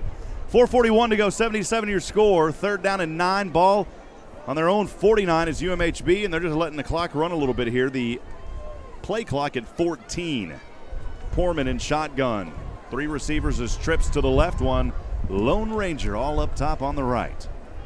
Poorman high snap at the 45. Will hand off to his back. There he goes. He's got to run up the gut to the right side. Has to split through 2 defenders. Still on his way.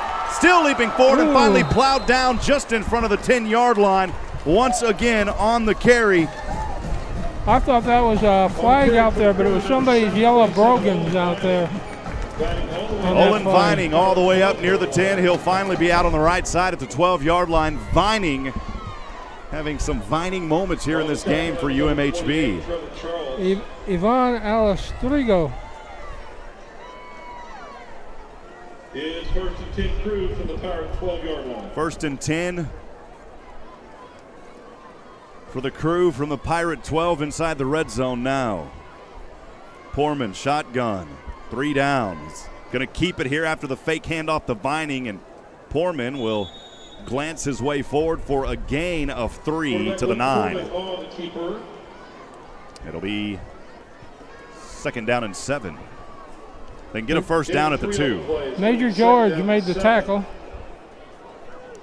Said it earlier. Ground control to Major George. Is that the song? No, it's Major Tom. Galen, we just are having fun tonight, aren't we? We got to. 3:06 to go. Final frame. 70-7 your score. 2nd down and 7 for the Cru on the Southwestern 9. High snap. Vining handoff. Plowing through defenders. And he'll have the ball at the 8-yard line, a gain of 1. It'll be 3rd down and 6. I think UMHB is pretty confident. Friedenberg has shucked his earphones down there and is just standing on the sideline. Coach Friedenberg, a storied coach here, the only coach this program has ever had since starting football in '98. Once a classmate of mine at Southwest Texas State. 3rd down and 6, 2:18 to go. Ball on the 8 for UMHB. Handoff to Vining, and this time he stopped again. No gain on the play. It'll be 4th down, and we should see the Cru punt this one. I mean, beg your pardon, field goal. He might as well punt it. Why not? That's get one of those white. He'll get one of those white. If he does, he'll get one of those white pickups over in the parking lot over there. I think they're going to go for it here, Galen. Number 28, Trevor Charles on the tackle. They're going to go for it. On a 4th down and 8, 4th down and 6, with a 70-point lead. Only a 63-point lead. Yeah, Point of order. 63, thank you. I've said 70. Thank you, Galen, for the correction.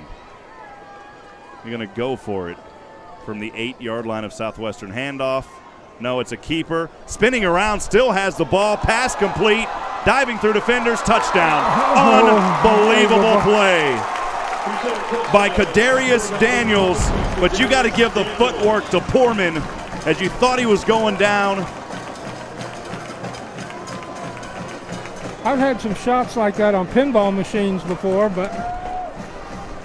I don't know if anybody knows, young under 20 knows what a pinball machine is anymore.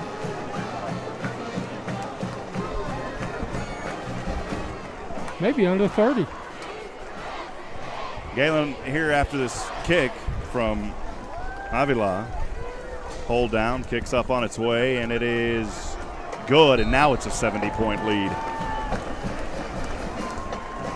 77 to 70. He hasn't changed his shirt yet. Joshua Harris wearing the Southwestern shirt. He's got the Cru under it, though.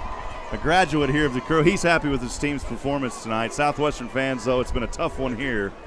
Got to give a lot of credit to this Cru. Coached well. They don't ever let off the gas, Galen. It's kind of a different mindset of football when you get to this level, because you've got to do things to stay up there. Edward Jones, player of the game for UMHB. Tonight's selection is number 7, Reggie Cole. Reggie Cole just been named the player of the game by Randy, the PA announcer here for UMHB. 1:24 to go, 77 to 7. The only good thing about that score, Galen and Josh, the only good thing about that score is it's 7-7-7. I guess that's a positive thing to look at. Tough night for the Pirates here. Coach Joe Austin and staff are going to have a lot to talk about. They knew this was going to be a tough one. I don't think anybody expected this type of score, though, at least on the Southwestern side. Kickoff here. It's going to go into the end zone and going to take this one out at the 10 in between the numbers and slam down is Tavon Gwynn from the 10-yard line. 1:18 to go, trailing 77-7. You might as well try and bring it out because a touchback's not going to help you too much. Teaming up on the tackle for the Crew, that's number 33, Robbie West, and number 30. Number 2 team in the nation in D3, and you know why.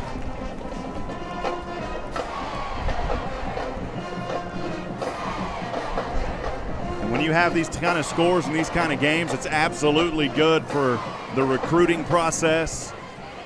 It helps your program revenue-wise. You got to be honest, Galen, it's something big here on a first down and 10 from his own 12. As Austin Emery will hand off in the backfield. Positive yardage on the play by Devin Shaw. Right now they've got the program to the point where every day they get, when it gets into recruiting season or right before the start of recruiting season, they get several tapes every day in the mail to look at kids, and they get kids knocking on their door coming to just to try to get on them with the program. 45 seconds to go on a 2nd down and 4 from his own 18. The handoff to Devin Shaw. He'll be stopped a yard short of the first down marker at the 21. They've got to get to the 22. Southwestern definitely in no hurry here. Chuck Crazy standing around the 10-yard line.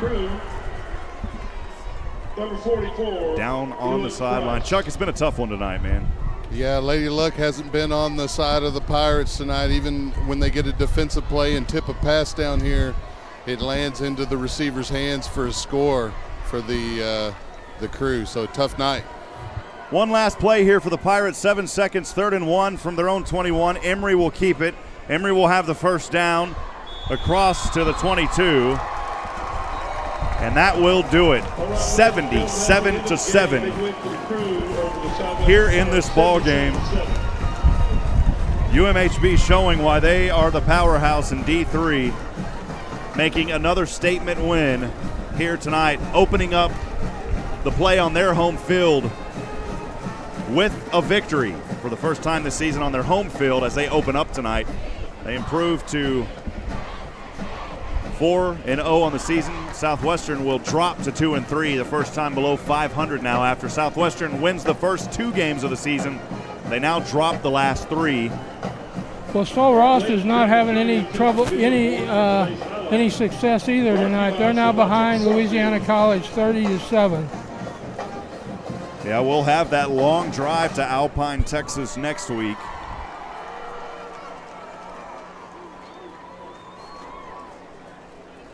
And that could be a chance for Southwestern to rebound and try to get back on the winning side, Galen. Sul Ross State there at Alpine. We'll have that one at 6 o'clock for the kickoff. Coach Austin directing his team off the field. The good thing about that is that after that, all the games revolve into the day into daylight hours after the trip to, I believe. Hey, Mickey, can you zoom in on that? Oh, you can't go down that road. Chuck Crazy down on the field with Coach Joe Austin. Chuck, take it away. Okay, Coach. I don't want to really focus on tonight necessarily. I want to focus kind of on the long thing. You're still building a program here. Tough night tonight.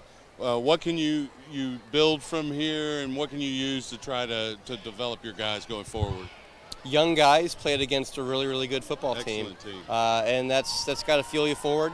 It'll be a good gut check. It was a tough matchup for us. Definitely. And things didn't go well, and we didn't do a lot to make it go well, so we got to keep working. Now, I did notice there was a lot of fight in the guys still deep into the game, at least individually. Again, kind of overmatched at times, but, I'll just use one example. Josiah Minifield down here battling against one of the better receivers here, getting a stop, forcing a field goal attempt. We have a lot of high character guys, and that's what I expect, and of course I'm proud of that effort. And we'll match up a lot better in the second half of our schedule. We're going to be okay. And it's a reflection of you guys on the staff, I believe, Coach, so good luck the rest of the year. Thanks, Chuck. Thanks. Back to you, Rob. Again, we appreciate Coach Joe Austin, His accessibility this season has been second to none. You can tell the way that he coaches this team and his staff.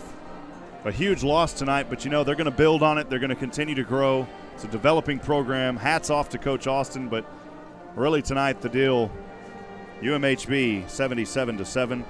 Galen, we'll take a quick break. We'll step aside. We will wrap up this game with final stats and more. Don't go anywhere, friends. Southwestern Pirate football postgame will continue in a few moments.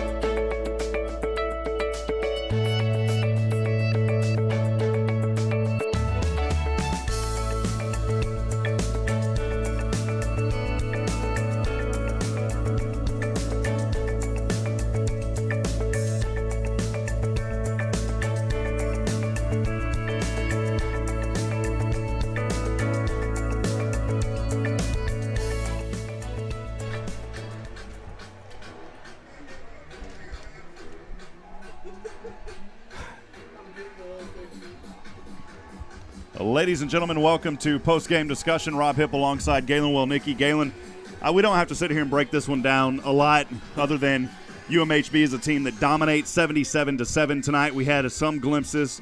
Hover had a couple of good plays, but other than that, this is a very tough team that you're going to go up against. It's hard to stop the number 2 team in the nation. We saw that tonight here, 77-7, your final score. Well, after watching the films last week of their game at TLU, Friedenberg said they had a lot of things to correct, and apparently they corrected a lot of those between last week's 47-14 game and tonight's 70-7. It's Joshua Harris over here on the side. We're having, you always got to have a good time regardless, and the Pirates are going to come back, a very disciplined team, but they're going to come back and luckily next week against Sol Ross, I think they're going to have a good shot there. But tonight it was a game of the turnovers, Galen. It was just a game that Southwestern struggled from those turnovers tonight. Yeah, they did, and when you turn the ball over 8 times, I don't care who you're playing, you're going to have a hard time beating anybody. Yeah, Hover, 4 throws, 12 attempts, only 4 for 12, 2 interceptions, but then the fumbles, 5 of them tonight, 7 turnovers for the Southwestern Pirates, and we'll talk more about those things. But yeah, there may even have been 3 interceptions, Galen. So really 8 turnovers, I believe, total. Just to be honest, almost too many to count in this game. Yeah, Emory had one interception too.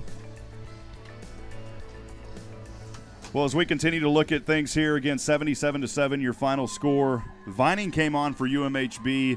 This was a young man that came in towards the end, and he really showed some good signs as a backup for University of Mary Hardin-Baylor. Southwestern, though, they've got their work cut out for them. They've got to find a way to improve. I believe that they will, and it's good, again, that things are happening early in conference play. But we're through 5 games now. Southwestern falls to 2-3.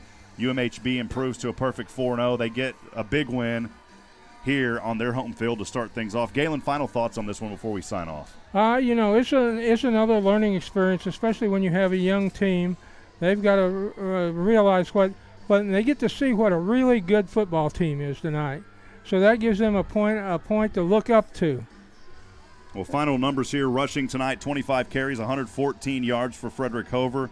He actually only netted those 68 because he lost 46 of those. He had the lone touchdown for the Pirates. Markel Henderson, 6 carries for 32 yards. Austin Emery, 11 carries for 30 yards. Devin Shaw, 4 carries for 15 on the passing end. As we look at the completion, attempt, and interception ratio, Frederick Hover, 4 of 12.